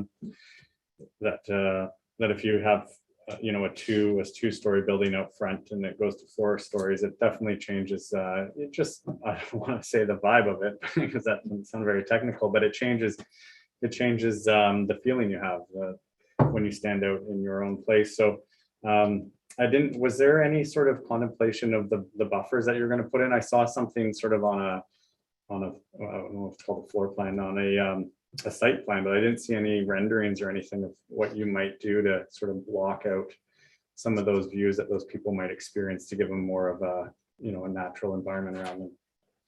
There was absolutely no request from our neighbors for any buffering. At one point, we offered to put up like a cedar fence and plant some actual pyramid cedars. They do not want that. There has been some written reports and requests in the past, which we have adopted part of our original landscape design, that they keep to keep low ground cover, not to impede any views of any sort to their development. And all of those have actually been installed now. A small retaining wall was built, a runoff a water swale was constructed and approved, and low ground cover has been planted, seeded, and it's thriving at that location. Interesting. So it sounds like you're willing to do something if that was a requirement or of interest. Absolutely. We're always, you know, aspiring to be the good neighbor next door, you know, easy to get along with. All right, well, thanks for that, Sasha. You're welcome.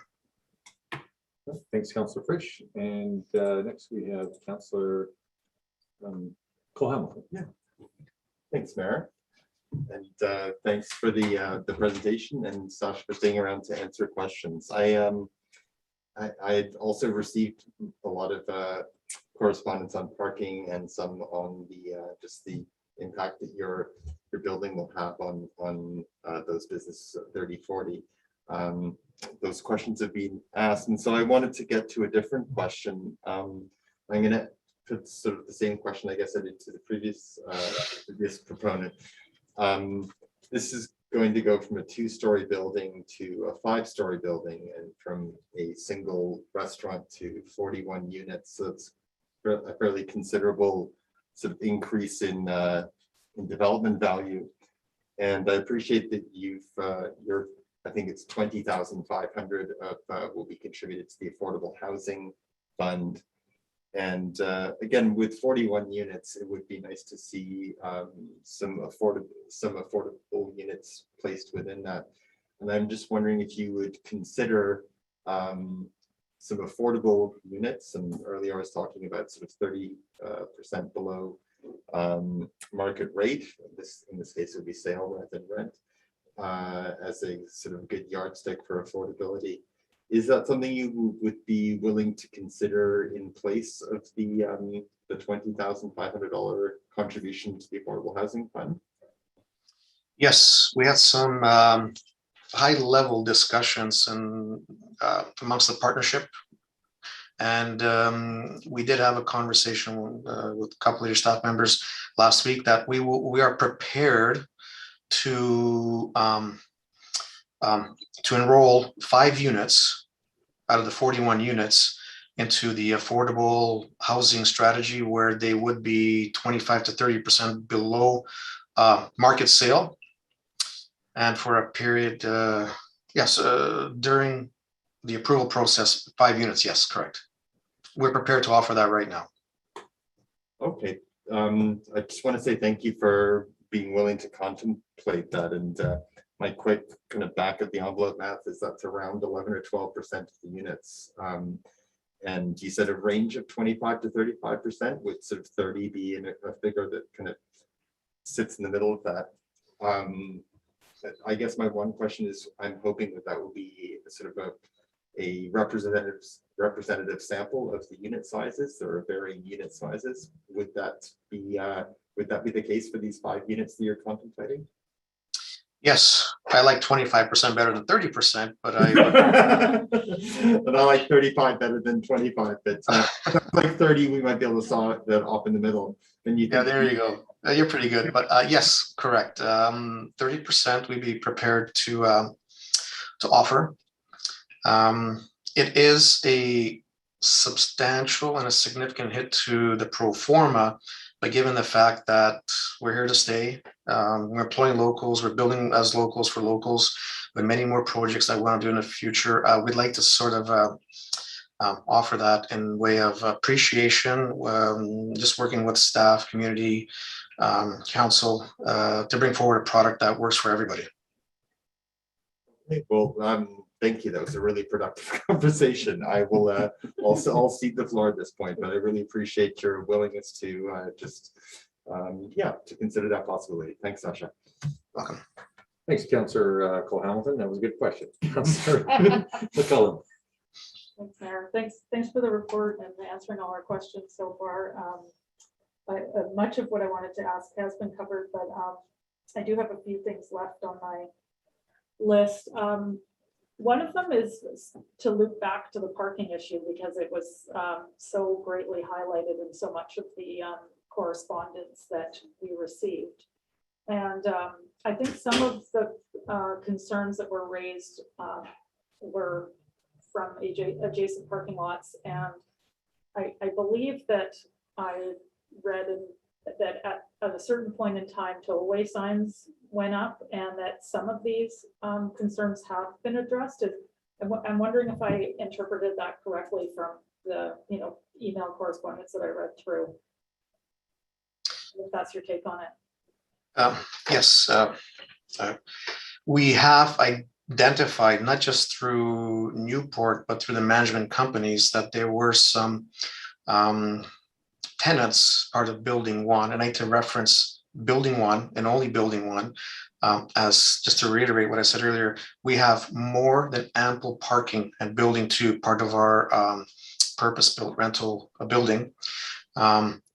Those situations have been rectified, and to the best of my knowledge, I do believe that there's been a half dozen of previous tenants who had multi-vehicles that have vacated and found other living arrangements, and that those issues, they're not happening. At least they haven't been happening for several months, to the best of my knowledge. That's helpful. Yeah, that was kind of something that seemed to be alluded to in some of the correspondence, but it's not always clear how far back some of the comments went in the report that we read. And I guess the other piece that I wanted to ask you about is, these commercial spaces are unoccupied, and hopefully there are some tenants in there for sooner than later. I mean, I think that, I agree with the assertion that COVID certainly hasn't helped that. And you would think with those two large buildings and residents above that there would be an appeal at some point in time for some businesses to service those residents' needs. But say, for example, that it is a small grocery store or a pub or a restaurant, like you alluded to. Is there enough parking on site, do you think, to meet the demands of a business like that that will draw more than just residents that are already living nearby? Yes, there certainly is an abundance of parking currently. During the process of bringing this application forward and talking to staff, I urged all of the staff, and hopefully they pass down to council, an opportunity for you guys to drive by our site, drive onto our site at all different times of day, different days of the week. Understand that there is a very large amount of available parking. When we did our initial rezoning to the current CD 26, we designed our commercial to have one stall per every 30 square meters. That's an ample amount of parking for 10,000 square feet. That's helpful to understand, and I think I can make a point of going by the site at some point between now and in the future when this proceeds to make some observations myself. I have been on that site one time before and I didn't notice a shortage of parking, but it was a while ago. And then the last question I have is just around the bike storage. It looks like a great design to have separate lockers on the ground floor for residents. And it did say that it was one bike per unit, and I'm wondering if those stores, if I understood that correctly, or can they fit more than, I'm just imagining a couple living in a one bedroom and whether or not there would be storage for two people who both ride a bike, or if it would be kind of based on who needs a locker and if that has been contemplated. The bike storage is actually below grade. It's at the parkade level. Yeah. Yeah. So the bike storage is it's a minimum size where if someone installed an upright hook you could actually fit two bikes in there. Some future homeowners won't have bicycles, so they could convert them to an actual storage below grade, just to provide additional storage for their unit should they choose to. That's great. Thanks for answering my questions. You're welcome. Thanks, Councillor McCollum. And next we have Councillor Moore. Great, thank you, Mayor. Thanks so much for the presentation. I've got a few questions. I'll try to be as concise as possible. I guess, you know, just an observation to start with around the commercial piece. I'm actually hearing quite the opposite, that people are not finding commercial space, and I do have a little bit of intel on that in terms of knowing quite a few people who have been looking for commercial space, and so it makes me wonder if it's the type of commercial space and maybe some of those traffic issues or other, you know, so much congestion in that area, and maybe it's just not the type of space that people are looking for. Because I've actually heard of people having to shut down businesses because their lease is up or whatever, and they can't find more commercial space. So, and I think, you know, I guess I'm wondering about the live work aspect and why that wasn't considered to expand on that and create a little bit more of an easier transition rather than having these tall buildings right beside those live work units that are there, because I know that the live work units are attractive, especially post their, well, we're still in COVID, but a lot of people working from home, etc. So those were a couple of questions. And I wondered if you were to consider what Councillor Hamilton talked about with the 5 out of the 41, what type of units would you be considering with those, like how many bedroom units would you be considering there?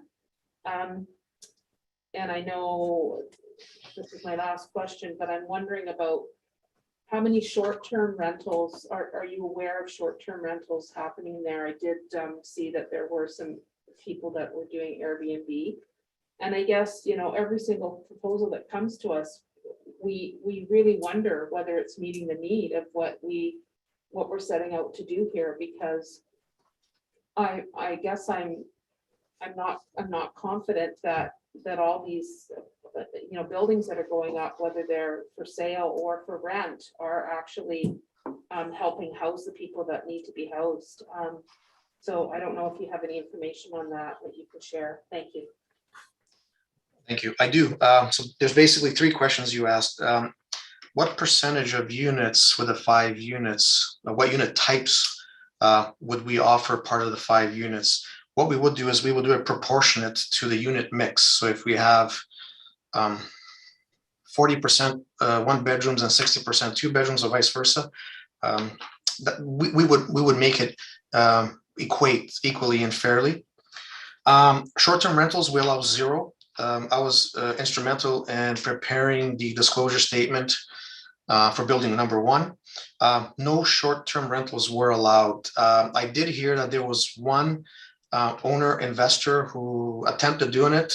I was on council for until I sold my last unit, which was last June of 2020. And as soon as an application came through for any sort of a commercial short-term rental arrangement in the building, we voted it down, and that particular owner ended up getting a letter from Strata. We have Proline Management managing the building, and that never happened. Not a single unit was up in building 1 with short-term rental.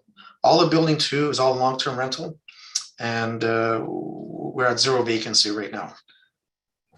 The other question is type of commercial. We actually have 3 different types of commercial within building 2. 1 unit has a 22-foot high ceiling. 2 of them have 18-foot high ceilings, and the remainder have 13-foot high ceilings, so that you can incorporate a glamorous restaurant pub with higher ceilings, a low ceiling for like a doctor's office, auto plan, accountant's office, so you could do a drop ceiling. So we've sort of designed towards a multi and general sort of a commercial application. it's not that we have the wrong type. If anything, our commercial space, it's all vacant. No TI work has been done. Again, I urge all mayor and council to come and staff and view it. I'll even show it myself. But it's just, we have not heard that somebody's shut down the business due to not finding commercial leasehold space. We signed our listing agreement with Cushman and Wakefield in 2018. I have that document that I can provide as support document should it be required. All right, thanks very much. And Councillor Frisch. Yeah, thanks again, Mayor. Two more questions, Sasha. One was on the program you mentioned for selling at below market rates. I'm not sure I'm familiar with, and I don't know if you know much about it, so you could tell me more. But one of the issues, of course, with selling below market is it's hard to make sure that that benefit stays with the right person. You know, you can obviously you could just flip that and make a profit. Do you know much about that program? Or is it a provincial program? What we would do, part of that program is a program that we're going to offer in our other development in Lower Mainland. It would be through a lottery system. We can even pick the unconditional buyers, even at City Hall, to make it like arm's length. And that's how we would do it, where it would be sold to locals to live there very strategically. Right. Yeah, I don't suppose there'd be any interest in looking into other local programs, rental programs and that sort of thing.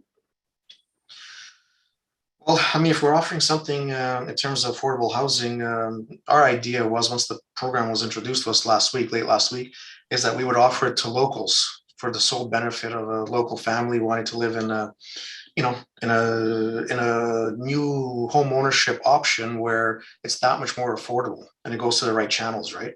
Yeah. Well, I certainly commend you on being open to that, and that's important. Just want to make sure that the solution definitely meets the needs. Yeah. The other question I had was around the bike storage, and maybe you could just confirm with me the sizing on those. They look really small. Like, are they 2 feet by 3 feet? Is that some of them? You know, I actually don't have the large architecturals, and I don't have my glasses on me right now. I can't answer that question, but I just can't do it right now because I'm alone in my office. I mean, I'm looking, there's two different sizes. There's the ones on the outsides, and they look quite small too. Look like they're about 2 by 3. They mentioned the lengths, and then the middle ones are like 6 feet long, but they're still only about 2 feet wide. And it just strikes me as that would be really tough even to get one bike into there. Yeah, with the upright hooks, we've demonstrated in our previous projects that we could fit two within the, if I may, the center aisle lockers. Yes, the ones on the perimeter are definitely smaller. Yeah, you'd have to stand up a bike in there even just to get one in, I'm pretty sure. Yes, on the ones on the outside, absolutely you would. Yeah, and not my mountain bike handlebars. Barely can ride between trees, but all right, well, food for thought. I think it's important to get it right on that. I'll leave it with you. Thanks, Councillor Frisch, and Councillor Theos. Oh, thank you, Mark. Well, thank you, Sasha. That last question that Councillor Frisch asked was one that I was thinking about, as in terms of affordable housing. You know, who's to say that it wouldn't have been somebody from Toronto or some other jurisdiction, Vancouver, for instance, that says, wow, we've just got ourselves a great score here and flip it right away. So I'm glad that I heard the answer for that one. And you know, it seems, Sasha, that you're very in tune. You were on the council for the strata there as of recently. It's a question that the proponent just before you for a project wasn't able to answer because they haven't built the project. In your case, this is a project that now has been ongoing for a few years now. Can you give us an idea? I'm very curious as to where these people are moving from that are now occupying those first two buildings that you have. And it sounds like you have a very good idea whether there's a mix of people that were out of towners that are buying it as investments, or that are some from in town. But it'd be nice to hear where that mix is coming from, in both the rental and the condominiums. Thank you very much, Sasha. Thank you, Councillor Theos, for the question. We found that our vast majority of home purchasers, part of Building 1, were actually locals. most of them actually upgrading, and several of them downgrading. There's on the downgrade side, there was a gentleman who sold his home, him and his wife, late 60s. They sold their home for over $1 million. It was lien free, cash in the account, and then they ended up buying one of our premium units, and they live there currently, and they're happy to be there.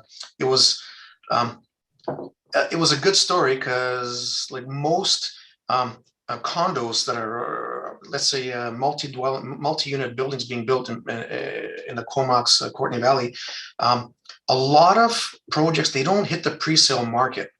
They get converted through construction as a condo on a for sale product. All sorts of different elements apply to that. We out of the gate said we're building at a much higher level of quality. I could go on, like, I'm glad you asked that question because that's my wheelhouse, where I was instrumental in designing a upper scale living experience where we had quartz counters, undermount plumbing fixtures, multi-flush toilet systems, all these items that cost a lot of money and spread over many units. It really impacts our bottom line, but we did not want to vary from that. Another lady who moved from Nanaimo said had a much more affordable option. She was able to live in a building where, we have 18 security cameras, it's all fob access. So she felt like she was living in a very, very safe environment. And then there's the market entry buyer who, by the skin of their teeth, was able to put a down payment forward and get into the local market. The short and long is that the vast majority were local people, predominantly getting into the market or upgrading their current living experience.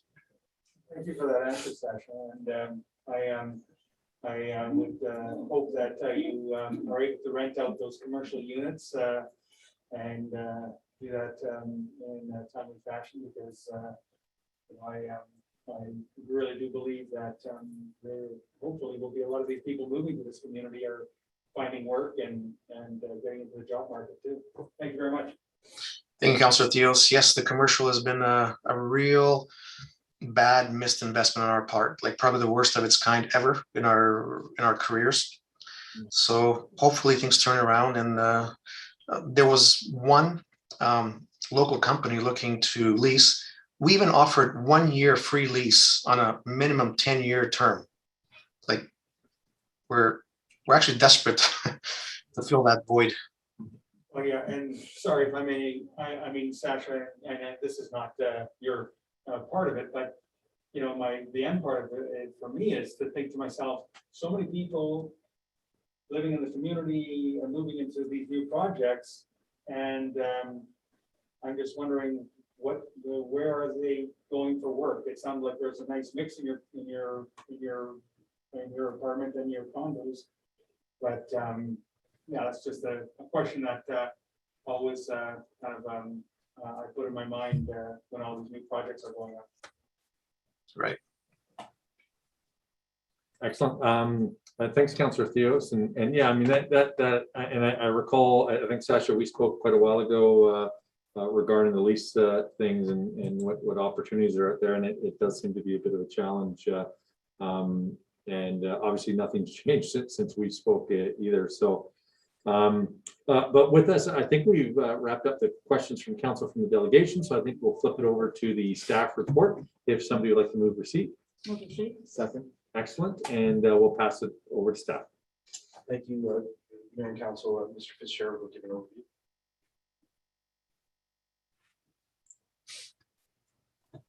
Sorry about that. Thank you through CAO to Mayor and Council. So as the proponent outlined, what we're considering here is an amendment to the existing CD 26 zone, which currently permits a single-story drive-through restaurant on this parcel. And what I would like to do is rezone it to permit a 41-unit, 5-story condo building.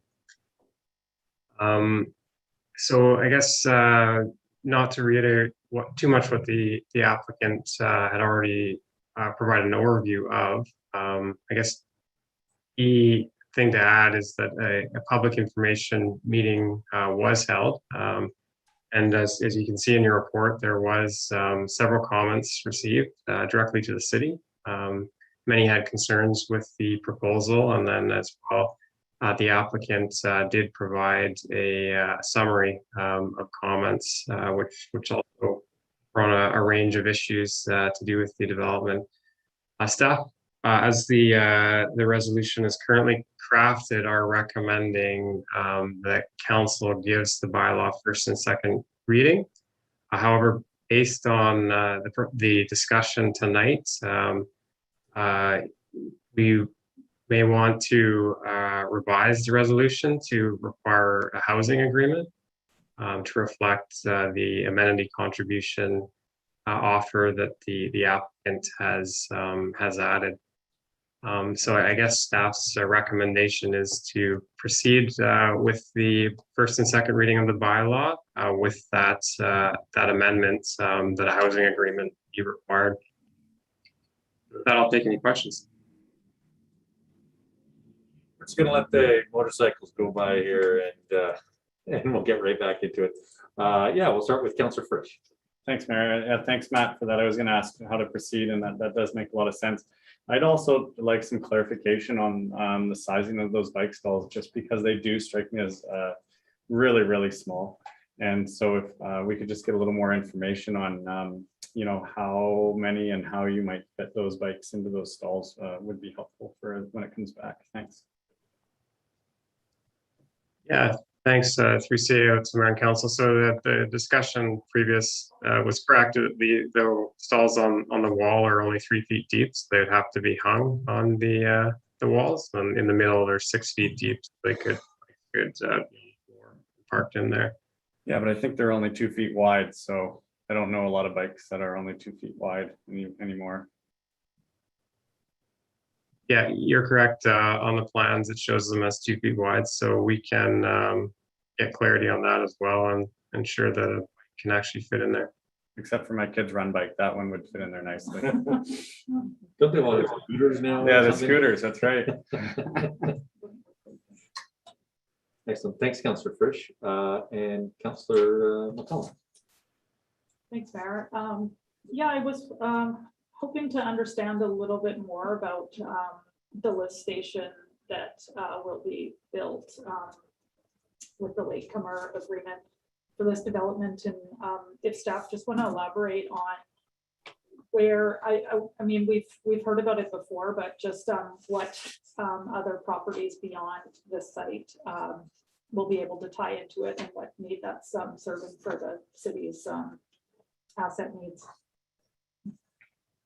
Yeah, thanks for the question. So through CAO to Mayor and Council, so my understanding of the lift station requirements is within Mansfield Drive. There's essentially a pipe that's too small or needs to be upsized to accommodate the additional posts that are proposed or required to service this development, but would also benefit other developments that may come forward. So the developers indicated they'll upfront the cost of that improvement, and that should other developments in the south end of the city also utilize that service, the developer would utilize what's called a latecomer agreement, whereby that benefiting developer would pay a proportional share of that upfront cost. Thank you. The other, I'm not sure if this is really a comment or a question, but I do know that in other developments where units have been offered at below market pricing, that municipalities, I know there's examples in the city of Victoria with that Dockside Green development, that there was covenants that went on specific units that kept them at that 30% or 25% below market, and that existed in perpetuity, so that benefit is passed on as people upsize or move away. And I would also point out that it would be important to have those as units that can only be lived in by the owner. Otherwise, they're able to in turn rent them out at market rate after having purchased them below market. So those are just two comments I wanted to make as we contemplate how we can proceed. Thanks. Thanks, Councillor McCollum. And Councillor Hillian. Thank you, Mayor, and thanks to staff for the report. I also wanted to ask about the lift station. And I just would like a little bit of clarity. I think what I heard from Mr. Fitzgerald is that an upgrade to the lift station was actually required to permit this development to proceed.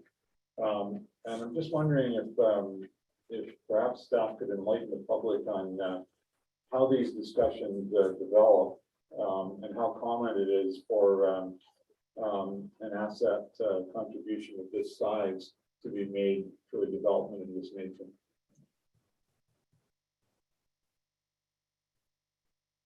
Yeah, thanks for the question. Through CAO to the Mayor and Council. So I guess as with any development, it has to ensure that it can be adequately serviced. In this case, there is an identified and known sanitary sewer capacity issue, which in detail. This is a large contribution and a large upfront cost. I can't say I've seen one at this scale, but maybe I'll defer to Ian or Jeff if they have additional experience with something like this.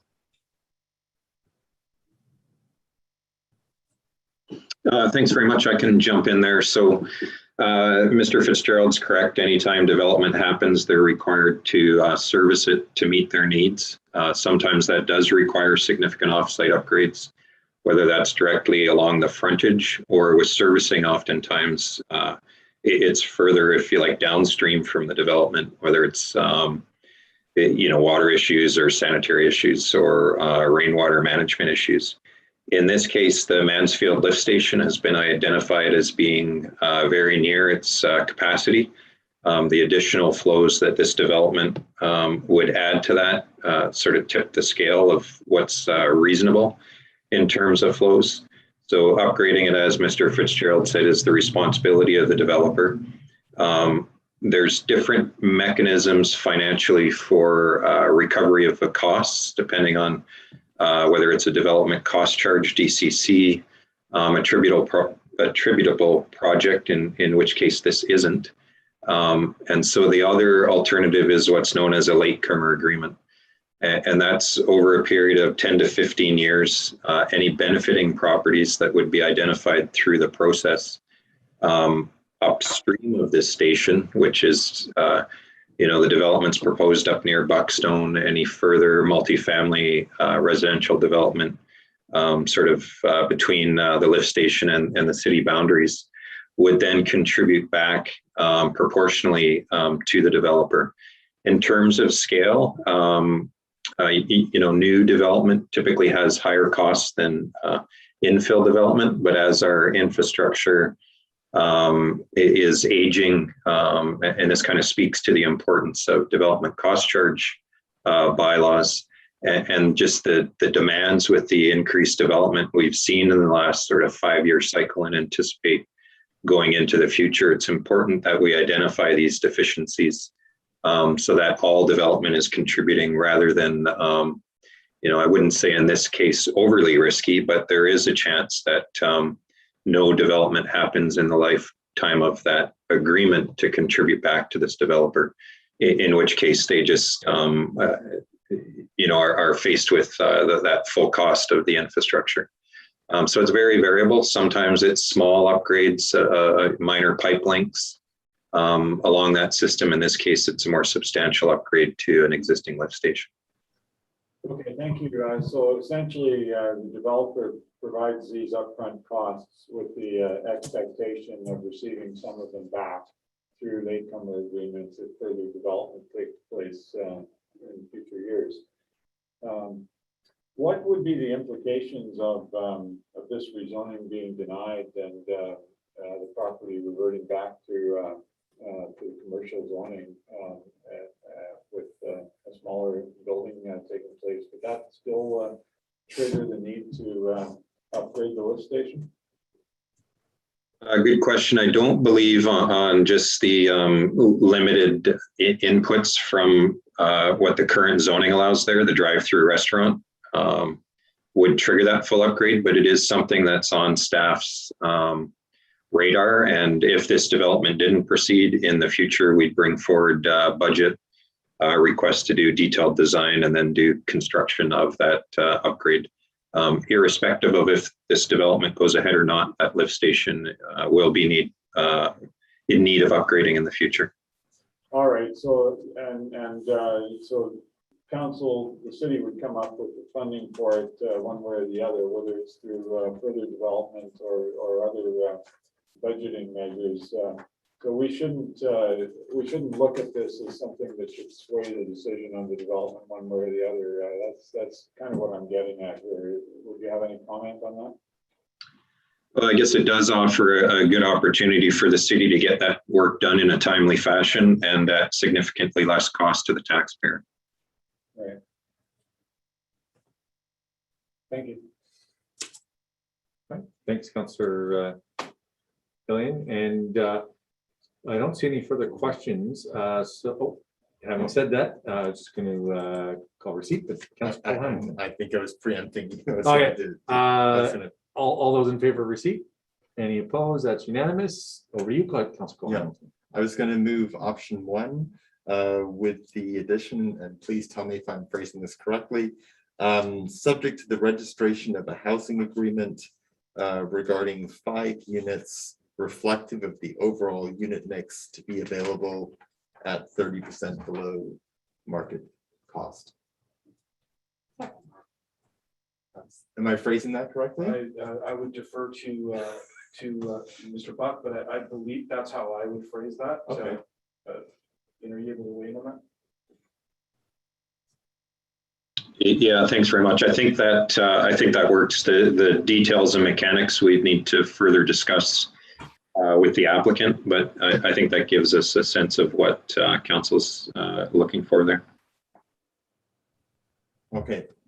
Thank you very much. I'm just going to say that I think there's, as we've all discussed, there's a lot of public interest in this development, a lot of people who have things to say, and I think moving on to a public hearing is the appropriate step at this point. So yeah, thank you. And did we get a seconder? Sorry, one just not sure. Perfect. Excellent. Okay. And Mr. CEO, Mr. Garvey.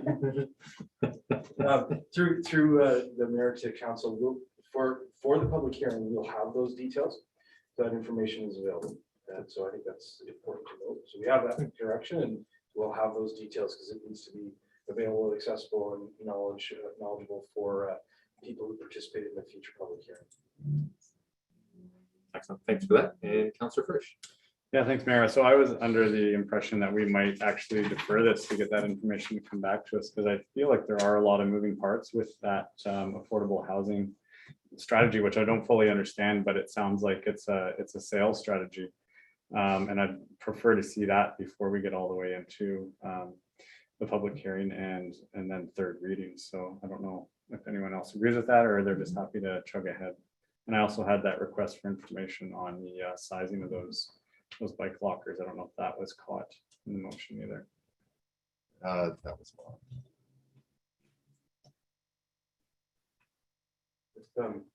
through the mayor to Councillor Frisch. Whatever the motion is on the table, you can vote on that. If it's defeated or you amend it, you could work with the council on that regard. But the details per the motion is how it would be addressed in the first and second reading. If you wanted to consider referring it back for additional information, you need to have it either defeat and have a subsequent motion or amend. And Councillor Moore. Thanks. I was just curious whether Councillor McCollum's comments would be reflected, what you had asked about holding those in perpetuity. The comments that she made earlier, if that would be included in that motion, the housing agreement. Would that be Mr. Buck's understanding that that would be part of it? Through the mayor to Councilor Martin, I believe that would be encapsulated in the housing agreement component. Okay, thank you.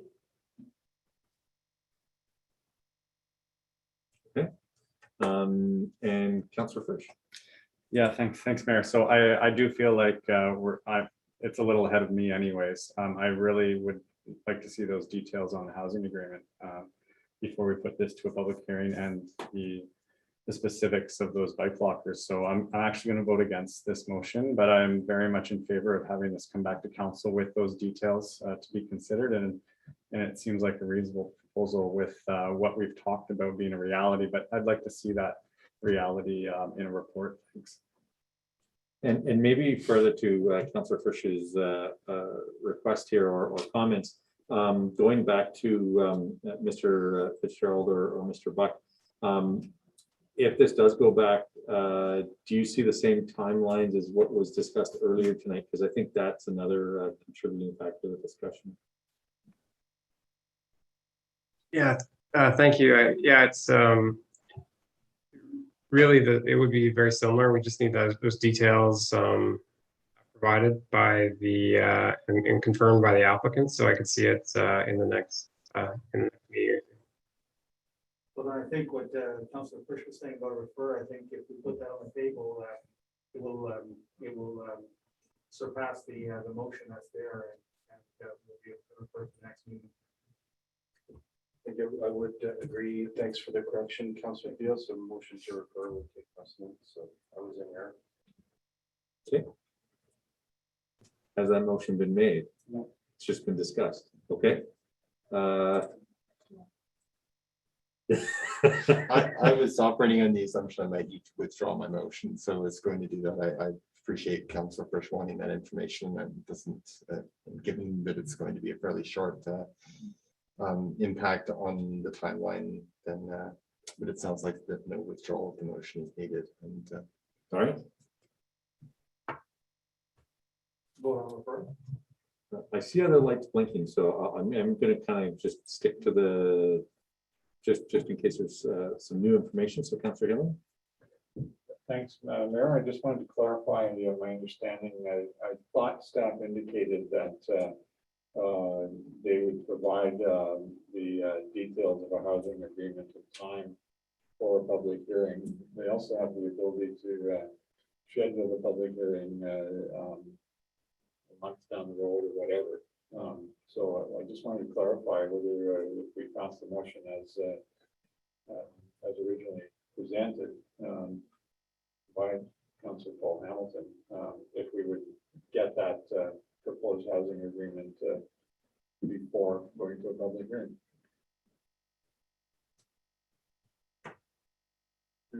Through the mayor to Councilor Hillen, we have the details on the housing agreement made available at the public hearing. We wouldn't though have the information as clear for Councilor Frisch's question, I would say at this point. Unless we amended the motion to include the lockers. Surely that issue of the bike lockers is a simple question from staff to the developer. I mean, do we really want to delay the process for that? It seems a fairly straightforward matter to proceed with. So I'd support just going with the motion as is. Thanks, Councilor Hillen and Councilor Moore. Thanks, Mayor. I guess when I look at the number of comments that have been made and the proponent went through and responded with red text, and there was a lot of red text, a lot of different responses, and I guess I'm not fully satisfied that I really heard what was going to be done in response to numerous things. The green space we didn't even talk about. There's no green space there, nothing for kids, which we talked about in the earlier presentation. There's the parking was somewhat addressed. There was the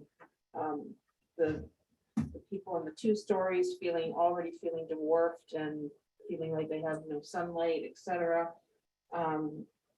There were just numerous items here.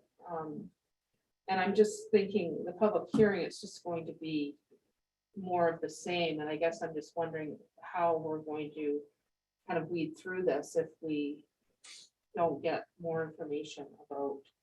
So that's sort of where what I'm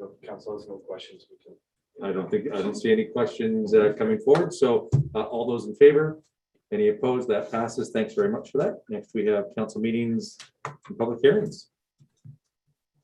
Councillor Hamilton, or sorry, Councillor McCollum.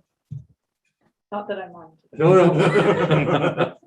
I'll move that based on today's report entitled Council Meetings, Committee Meetings, and Public Hearing Meeting Models, Council approve option 1 and support the following meeting models until such time as Council Procedure Bylaw number 2730 is amended to address in more detail electronic participation in public meetings under the newly granted authority to Bill 10-2021. Council and it goes on. Council and committee meetings to be conducted using a hybrid model with spectators, delegates, and members of council having the option of virtual or in-person participation / attendance. Public hearings be conducted electronically with participants having the option to participate by telephone, web conferencing, or written submission, and members of council having the option to participate electronically or in person. Second. Excellent. We have Ms. O'Connell online. This is a fairly important matter, and so if she has some opportunity to discuss this, I appreciate it. Absolutely. Thanks, Mayor and Council. So we had the changes that were made through the original COVID orders from the coming out of the Emergency Act that then translated into the COVID Measures Act, which extended those orders once the state of provincial emergency was rescinded back in July.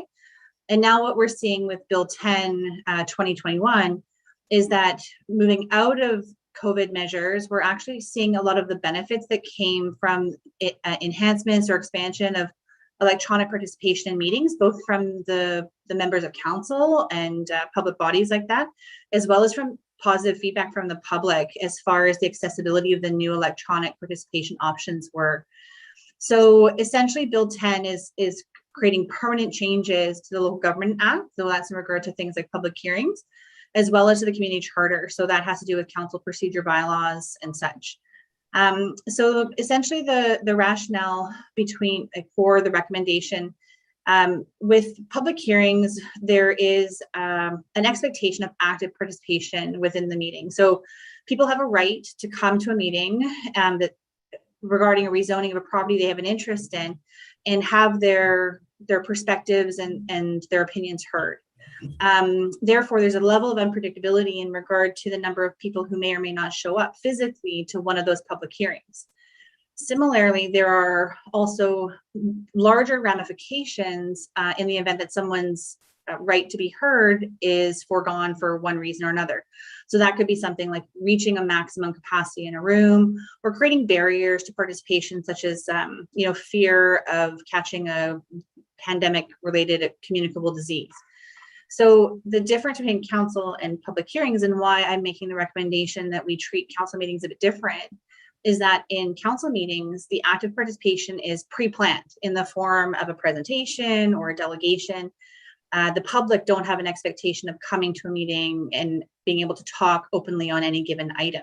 So the ability to control and meet ever constantly changing regulations around room capacities, occupancy, health standards, things like that, is really much less of a concern. So right now, I feel like we're moving from this transition of with what is in the best interest of protecting the health and safety of council, staff, and the participants attending and participating in these meetings versus what is the long-term perspective of council when we outside of a pandemic in regard to electronic participation.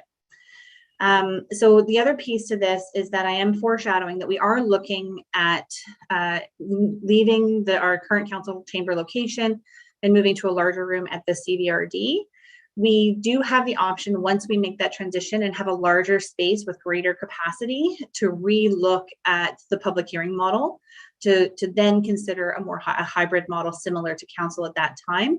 That'll give us the opportunity to be in a larger space. It'll give us a couple more months to see how things are going with the new Delta variant and the COVID cases, and then reevaluate at that point. So this is really a temporary change. So it's not a procedure bylaw amendment. It's a temporary policy decision made by council. And then once we move out of the pandemic or out of the numbers that we have, that's when we can start having a more fulsome discussion around what does electronic participation look like in the city of Courtenay, both during times of pandemic, but also during times of non-pandemic. And with that, I'll happy to answer any questions you may have. Excellent. Thanks very much for that, Ms. Connell. And I do see some questions have been generated. I'll start with Councillor Gillian. Thank you, Mayor, and thanks to staff for the report and the thought that went into it. The only part I'm not clear about is how the hybrid model for council meetings takes effect. You've suggested that we could potentially be moving to a different venue.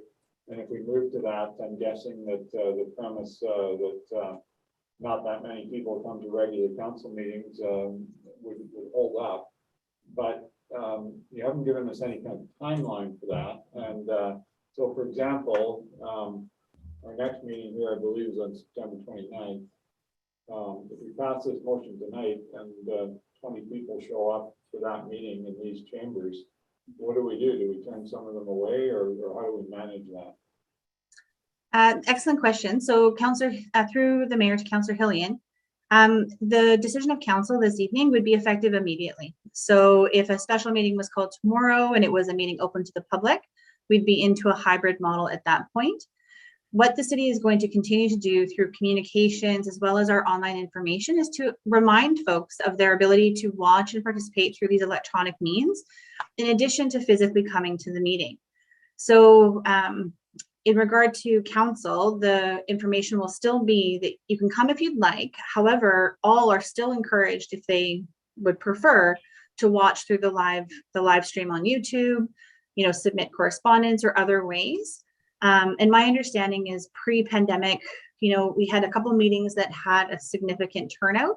And so for those meetings where we can better anticipate a turnout, we can amp up or ramp up that communication around the various ways of participating in a meeting. So to sum up, the effect would be immediate, with council meetings moving to a hybrid model as of tomorrow and moving forward. And you're right, the next one is scheduled for the 27th.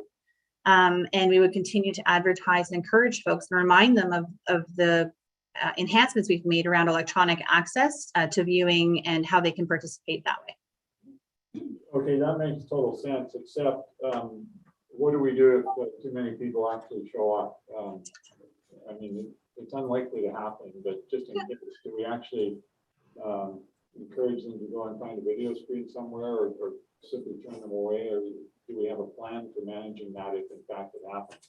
Yeah, if we have an unanticipated large amount of people and that puts us beyond our capacity, it is possible to turn folks away. However, I would imagine that in the event that something like that happened where we hadn't anticipated a large turnout due to the subject matter of an item on the agenda, that's where we could look at, one, encouraging them to watch through YouTube, which you can access on any type of smart device or a phone or things like that.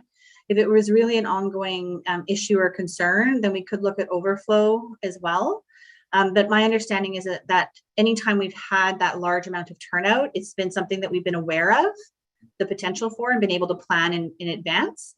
So if there was an item like that, that's when you'd see legislative services bringing in, maybe a television to have outside while people are overflow in an outside area where we don't have the same concerns regarding the capacity limits.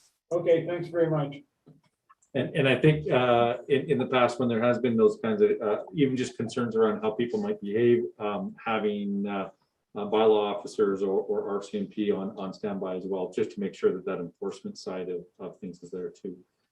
Great question. Councillor McCollum. Thanks, Mayor, and thank you very much for the report, Kate.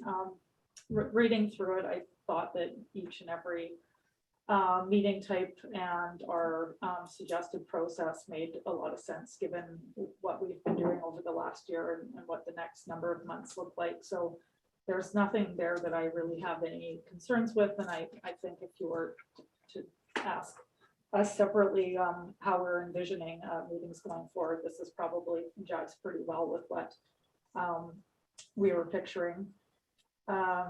One thing that I just wanted to mention around the live YouTube meetings, I think it's a great improvement that we've initiated over the last number of months, but I do think it would be helpful to have a link on our council page that, you know, if someone is on our website and looking at council meeting, a council meeting agenda that's underway, that there's actually a link right there for people rather than having to go and search on YouTube, the city of Courtenay. And I didn't bring it up before because everything has been in flux, but if we're looking at doing this for, you know, an extended amount of time, that we should kind of pull those different things together so that they're all in one place. So I just wanted to make that comment.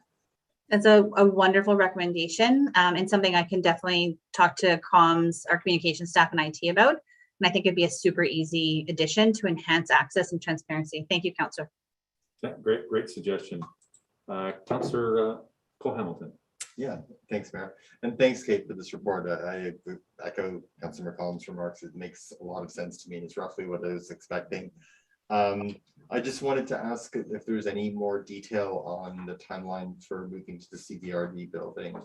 Just anything you want on that? Yes, thank you for the question. So myself and IT staff, oh, sorry, I can see Jeff's hand up as well. Myself and IT staff did a tour of the civic room up at the CBRD not too long ago, and there is a general consensus and understanding and agreement that Courtenay City Council meetings will be moving over to the CBRD in October. We're just working out the details of that agreement and figuring out some of the logistics, because they do run a separate operating system than what we use here in our own chamber. So there's some learning to be done. Yes, but the plan and the goal and the commitment is to have everything sorted by October. Hopefully sooner rather than later, but at the latest, the last meeting in October will be the full transition. Great, thanks so much. That's sooner than expected. It's really encouraging news. It's very exciting. Yeah. Councillor Frisch. Yeah, thanks, Mayor. Thanks for the report, Kate. And it seems like a fair change and amendment for the time being. I was wondering maybe just on the fringe of this conversation about the days that we actually do these public hearings. And it's maybe just a personal thing for me, but they used to be in conjunction with our meetings. And of course, you could plan your life knowing that this is when they come up. And now they seem to pop up on like random Wednesdays. And I'm wondering if it's worthwhile looking at using our spare Monday that we don't have a meeting to actually do public hearings. But I mean, it's a bigger discussion with council, of course, but we've thought. And yeah, and I think it's a great idea. It's one that we've discussed, but I'll maybe let Jeff, Mr. Garbett speak to it. So through the mayor to Councillor Frisch, we're going to have some detailed discussions about what works well, how we can work with people as we go forward. We had some discussions around timings of meetings, and I think particularly for the next group, there might be some bigger picture changes, but working around people's schedules related to the public hearings will be really important. And Minister Osborne had strongly, well, almost directed that all of the innovation on accessibility for people utilizing electronic attendance, it was their expectation that it would be carrying forward. And so this is in that spirit. And we've learned a lot how it does work, how it can work, how it can be better. And so hopefully we'll continue that momentum and utilize those tools to get as much participation and viewership as we can. I think we've got a long way to go. I think, as I know, our viewership is not massive, but maybe like the old Nielsen ratings, we'll have to look for some ways to try and increase that participation. Thanks. Awesome. Thanks. That's great suggestion. And with Nielsen ratings, again, it's comparative, right? So it's how are we doing against, say, the CBRD or Como. we can have like a per capita. What kind of market share? Market share it's we not got. looking bad. Yeah, exactly. Awesome. Thanks so much. All right. Again, thanks very much for the staff report. Very exciting things coming down the pipe, I think, in terms of where our meetings are going. And with that, the motion is on the floor, been first and seconded. All those in favor? Any opposed? And that passes unanimously. So thanks for that. And next we go to the lease agreement for the Courtenay Air Park. Sorry, let me just scroll down. That's Councillor? two. Councillor Hilling, did you want to say something first? Mayor, I'm prepared to move the recommendation Okay. that based on the September 7th, 2021 staff report, lease agreement for lot 3, 120th Street, Courtenay Airport. Subsequent to the publication of notice, council approve option 1 and authorize the lease assignment from North Bend Ventures Limited to the Property Center Incorporated TPC or the property having a legal description of PID 000892149, Lot 1, Section 66, Comox Land District Plan 14942, except any portion of the bed of the Courtenay River, and further identified as Lot 3 on Plan VIP 64872, and that the mayor and an officer of the city be authorized to execute all documentation relating to the lease assignment. Second. Excellent. And with that, we'll pass it over to staff. And Ms. O'Connell's available for questions. Excellent. I don't see any questions. So with that, I'll call the question. All those in favor? Any opposed? And thanks very much. Great report. Didn't even need to discuss it really. So really appreciate that. Next, we have the encroachment with Island Honda. Councillor Frisch. Yeah, I'll move that based on today's staff report that the encroachment agreement for 660476 BC Limited does business as Island Honda. Council approve option 1 and authorize an encroachment agreement with Island Honda for 486 square meters of city property at 1109 Comox Road, legally described as PID and so on and so forth. And that staff provide public notice to satisfy the statutory advertising requirements for the disposition of city land as per section 24, 26, and 94 of the community charter, and that the mayor and officer of the city be authorized to execute all documentation relating to the lease. Second. All right, moved and seconded. Are there any questions, need for clarity? It's pretty straightforward. All right, I'll call a question. All those in favor? Any opposed? And that passes unanimously. We did already cover 4.3.1 and 4.3.2 already with our varied agenda. So moving on to 4.3.3, development variance for 14th Street. Councilor Moore. Yeah, I can move this one. Based on the September 7th, 2021 staff report, development variance permit number 2101, 356 14th Street, council approve option 1 and proceed with issuing development variance permit number 2101. Second. Excellent. That's been moved and seconded. And I'll pass it over to staff. Through the mayor and council, Mr. Fitzgerald is going to overview of the application permit. Yeah, thank you. Through CAO to Mayor and Council. So this is a variance to reduce the required frontage or front lot line length of a parcel from the required 20 meters down to 0 meters. And this would allow for subdivision case. So this is the site of currently there's 16 townhomes that are being constructed or in various phases of construction on the site. And in the back, there's a remainder area, which the applicant would like to sever or subdivide from the townhome component. This remainder portion doesn't have frontage, and that's why the variance is required, but it would still have vehicular access and access to the road through an easement or a cross-access agreement with the townhome component to the site. The applicant did hold a public information meeting on this proposal, and the only comment received was from an individual concerned about parking associated with the future development of the site. So staff are recommending approval of the variance, and with that, I'll take any questions. Excellent. There are a few questions that have been generated. Start with Councillor McCullen. Thanks, Mayor, and thanks for the report. Yeah, a couple questions around this. In terms of the variance itself and the road access, I don't see any huge issues. But I am curious to know, should this proceed tonight, the rest of the application for the micro units and parking and rezoning, or if there's any rezoning necessary, if any of this would come back to council at a future date, or if this is the only item that is stopping this development from going ahead right now. Thanks for the question. So it's very likely this will be back to council once the applicant or the developer finalizes their plans for that parcel. Variances seem like they're going to be necessary. So in that case, the development permit with variances would come back to council. If the developer is able to avoid variances and conform with the zoning, then the development permit would be approved administratively, so by the director. So there's those two paths, and I'd just say it's very likely it's coming back to council. Okay, that's helpful to know. And then just a couple of questions around if it does proceed in the way that's suggested in the report of micro units. Those units, do they have any parking requirements under our current requirements? I'm not familiar with micro unit regulations.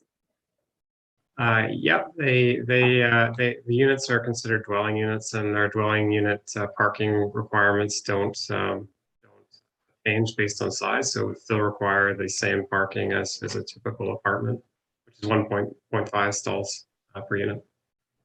Okay, that's quite a lot. And then DCCs, are they the same on micro units, or are they waived? Yeah, thanks for the question. So there is legislation that I believe it's less than 29 square meters of floor area. Development permit or development cost charges aren't applicable. And so the application hasn't been submitted yet for the micro suites, but my understanding is the developer is trying to be lower than that threshold, which would mean development cost charges don't apply.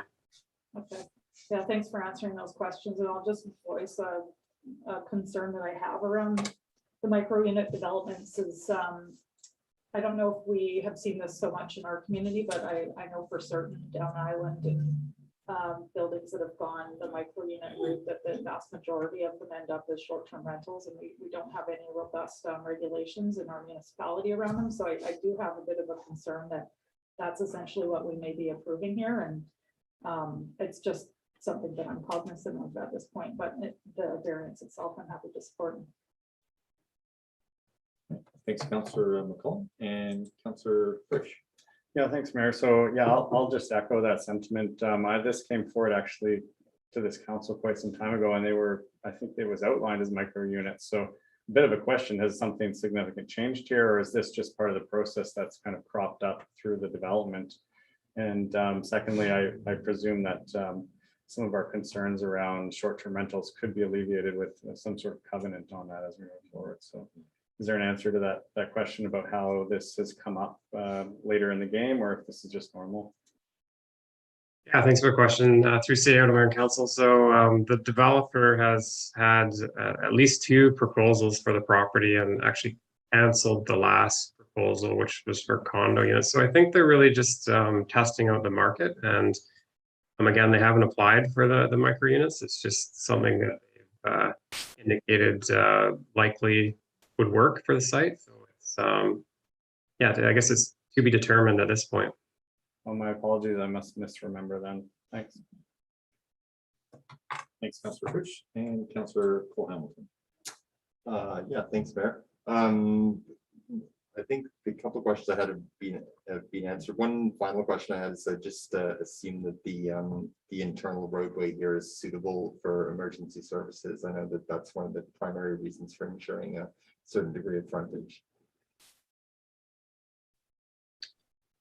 Yeah, through CEO to Mayor and Council, yeah, this would meet those standards for emergency access. Okay, great, thank you. All right, and Councillor Hillen.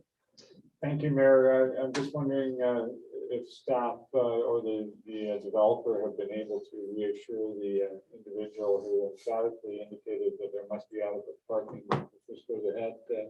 It seems to be a valid concern, and I'm just wondering if we've gotten back to them at all. Yes, thanks for the question. One of the planners did discuss the process with this individual, I believe, and just indicated that this was an initial step with the subdivision occurring, and that once and if any variances were applied for parking, that would be a subsequent discussion with both the neighborhood and council. Thank you. All right, and Councilor Moore. Thanks, Mayor. I have a bit of a random question, and so you may not allow it to be answered, but I noted that this development that's happening was working on a parking lot for Comox Valley Family Services, and I just wondered if our planning department knew anything about that, because I don't recall that as being part of the original development. I was just curious. They were providing that as a community contribution. You know anything about that, or am I allowed to ask that question? I just thought it was if they were donating a parking lot As part of this. an agency. Yeah, it's part of this development. Yeah. Yeah. If it's part of the development, then that'd be a fair question, I think. Yeah, your CAO, I'm not aware of any arrangements for that. Okay, so it was probably just a private arrangement then. Thanks.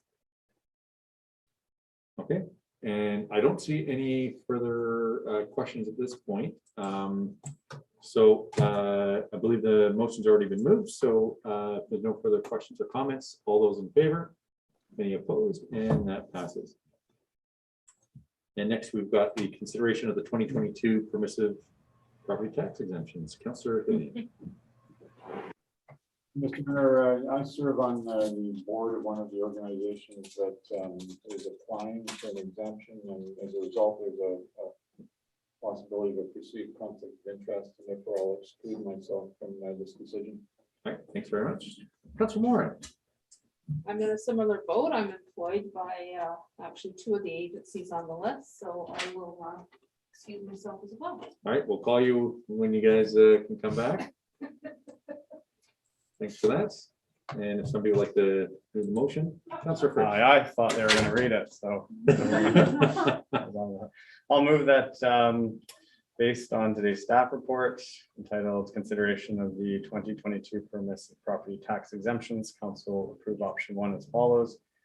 That council consider the list of new applications for permissive tax exemption for 2022 as detailed on Schedule A attached, and that council approve exemptions for new applications as recommended in Schedule A, and that council directs staff to prepare the applicable bylaws for permissive tax exemptions in 2022 based on attached Schedules A, B, C, D, and E, and that the statutory notice of the proposed permissive exemption bylaws pursuant to Section 227 of the community charter be published for 2 consecutive weeks prior to final adoption of the bylaws.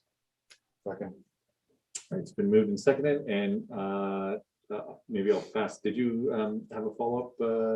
No, I'm sorry. No, it's all good. I'll pass it over to our CEO, Jeff Garbutt, in case staff So wants to you speak to do it. have the staff report in front of you. Of note, Kusuma has been added into that, and I guess we're available for any questions. We have a statutory timeline in order to prepare the applicable bylaws, and finance staff are ready to go in that regard. Excellent. I'm looking to see if there's any questions. I don't see any questions. So based on that, I will call the question. All those in favor? Any opposed? And that's unanimous. Yeah, we can let them in, and you would think they'd be listening, but I can hear them giggling out there. So I think we're almost there, Councilor McCollum. I appreciate your. I'll just wait till they get back.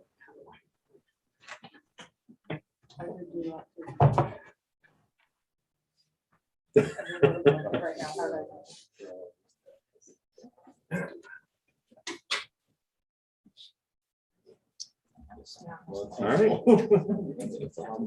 Next on the agenda, we have the Comox Valley Coalition to End Homelessness request for extension of license.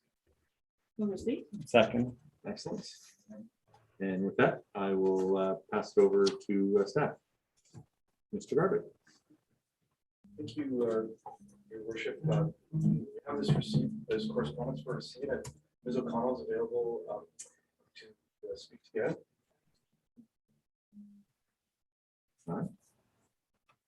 Do we have any questions for Mr. O'Connell?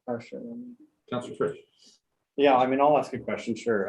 So, yeah, obviously, really happy with the work that's going on in the building there with at the Connect Center, and of course, when the emergency shelter was put in place. I guess the burning question for me is, you know, what's the future of how we deal with these issues and where does it happen? And I know that we talked about how, or it's been talked about how this location might not be the perfect location. And I just wonder if we've engaged with the society to see if there's some way we can work out those particular issues moving forward, you know, about location and so on.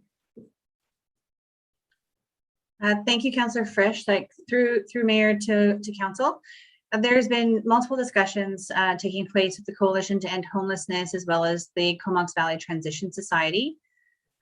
Because of the Connect Warming Center is currently being operated by the Transition Society and was a previous location of an overnight shelter, it became an obvious kind of first consideration when the CVRD was awarded the Strengthening Communities Grant.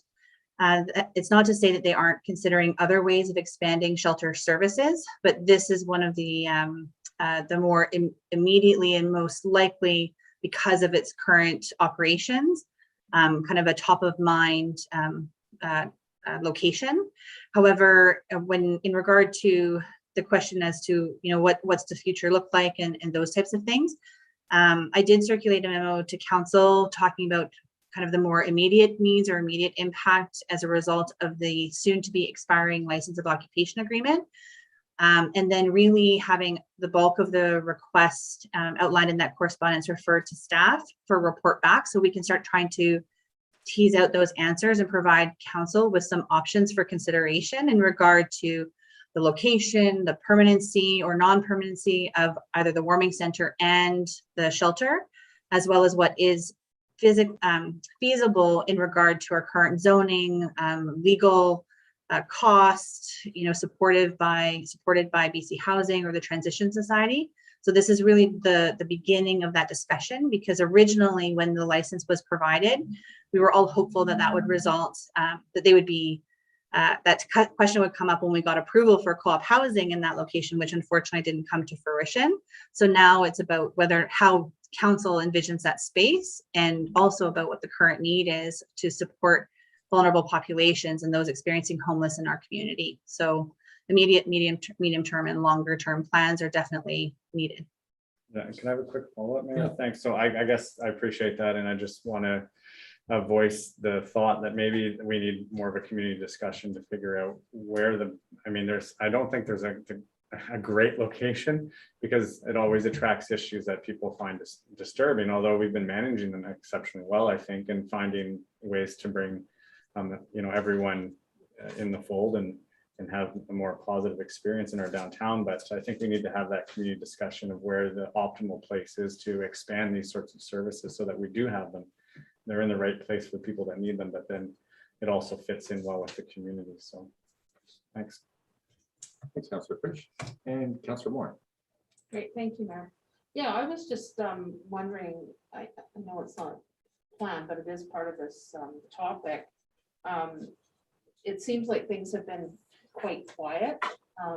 I've noticed that there's nobody around the Connect Center, and even the folks who have been around City Hall have been pretty quiet and kept their belongings, you know, pretty tidy for the most part. So I just wondered if there was an update on how things are going in that respect. Thank you. Thank you for the question, Councillor Moran. I think we've developed a relatively good rhythm. I don't know if that's the right word. We worked really closely with the staff from Connect. We worked very closely with the BIA. We've invested resources on behalf of the city in a daily cleanup, and also that relationship with the RCMP. And I think it's going well. I believe, you know, our consideration for council is potential for, you know, an extension, and then we have those ability to have the wider conversation. We do have 2 upcoming VCM meetings that touch also broadly on this topic of housing, addictions, and support services as well. So I think we're in a good position right now. We are aware that the weather is about to change. You know, the things from summer to fall to winter drastically affect people that are living without a home, and so we're preparing for that. And I think right now, looking at this in the shorter term, as well as preparing for those longer term conversations, I think is really important. And that sort of goes to the crux of that correspondence. All right, thanks for that. That's a great question and great answer. Councillor Gillen. Yeah, thank you, Mayor, and thanks, I was going to say thanks for the report, but it's actually a letter, isn't it? Was I correct in hearing Ms. O'Connell say that she'd like a motion to request a staff report? I think we should. That's what I heard. Yeah. Right, okay. So, but Ms. O'Connell, do you want to answer for yourself? Yeah, so thank you, Your Worship. So I had in the memorandum I provided to council last week, just outlining some of the concerns in the Transition Society, should there be any delay in the consideration of the extension to the agreement to permit the continued, even temporary operations of the Connect Day Center services. I included a recommended motion option in there for council's consideration, which I don't know if any of you have it before you, but if it's easier, I'm happy to read it out because I've got it before me. Okay, so that the August 24th, 2021 correspondence item titled Connect Extension from the Comox Valley Coalition to End Homelessness be referred to staff for report, and that the current license of occupation agreement between the Comox Valley Transition Society and the City of Courtenay for the Connect Warming Center at 685 Cliff Avenue be temporarily extended under the current terms and conditions until November 30th, 2021 to permit the continuation of day center services. So I will approve that, Mr. Mayor. Seconded. thank you. So this is just to extend not any of those amendments we made to the license of occupation that'll permitted the extreme weather shelter and the pandemic shelter, but this is about the original agreement that spoke to the day center operations. And then we had a subsequent amendment to that agreement in regard to the division of costs. So who was responsible for what under Schedule 1.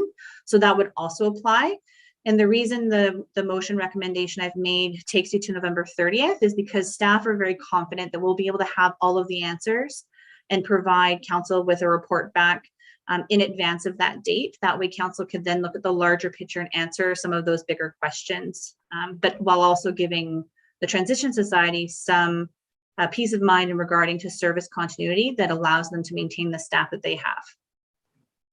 Thanks for that. And if I could speak to the motion, Mr. Mayor, and I'd also like to pick up on some of Councillor Frisch's comments. First of all, I think this makes total sense to do this. But I'm really hopeful that we can, in fact, find a different location, because I think that as we've seen over the summer, and essentially since the spring, providing the service makes it a point of congregation, and there's always unintended consequences. And we had considerable concern from people regarding their personal safety and other issues.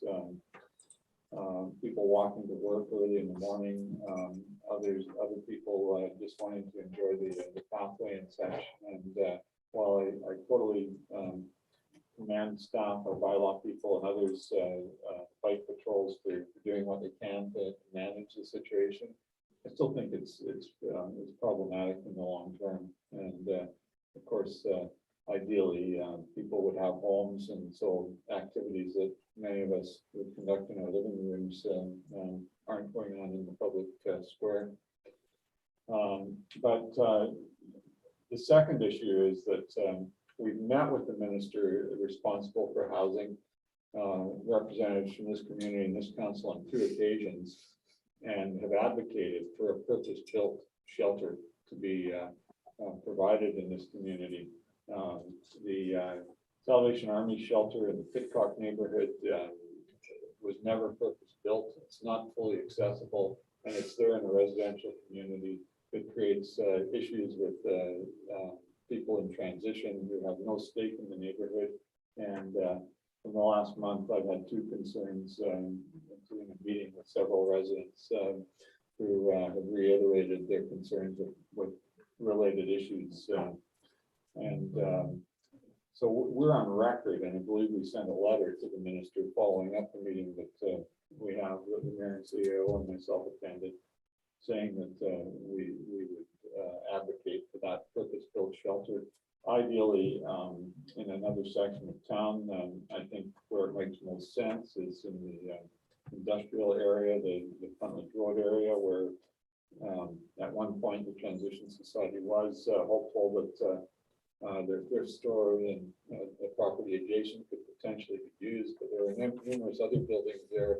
Nobody lives there, and so it makes sense to me that that's where something like that could potentially go and be built properly, provide the services, access to related services, and at the same time as we continue to pursue housing opportunities for people. So I think that I hope that that's part of what our staff will emphasize in discussions with the service providers, and that we could see some sort of progress in that direction. I think if we could get this temporary program located in a better spot, that would reinforce with BC Housing the need that we're trying to establish here. Thanks. Thanks so much, Councillor Hilling. Really appreciate the words. I don't see any further questions or comments. So with that, there was the motion from the memo. And so all those in favor? Any opposed? And that passes unanimously. So thanks for that. And next we get to reports and updates from council. We haven't met for a month, but again, it's a bit of not a whole lot going on there, but does anybody have anything that they'd like to, should I go through the roll call? Councillor Cole Hamilton, good. Councillor Frisch, good. Councillor Hillian. Well, Mr. Mayor, maybe this is giving you an opportunity to sing your own praises. But I did want to acknowledge that the official opening of the water treatment plant, the regional water treatment plant, is coming up in a couple of weeks. I believe we're all invited, and I think you'll be taking great pleasure in that, given your role in the helping to gain the original funding for it. It's a really significant move for our community. It's a massive project, and I believe it's been completed on time and on budget under this bizarre pandemic that we've been going through. So I really hope that we get a strong contingent of important people out there to celebrate that event. Thanks. Thanks, Councillor Hillian. And it was truly a team effort, amazing staff, lots of people around the table, provincial, federal, everybody came to really make this happen, whether it was provincial or federal politicians, and yeah, wasn't just me. So, but I appreciate the words. And Councillor Moore. Great, thanks, Mayor. I just wanted to bring up going to the International Overdose Awareness Day, and our mayor, I think, spoke really well, as did other speakers. MP Gord Johns was there, etc. And certainly it's an upsetting issue that we're dealing with so many deaths in the community, but I wanted to actually emphasize the positive being we have more outreach folks now in the community doing amazing work. We have recovering folks who are putting in lots of hours helping in the situation. We have our own city staff. We have our own city employees being trained recently, I believe, having naloxone training.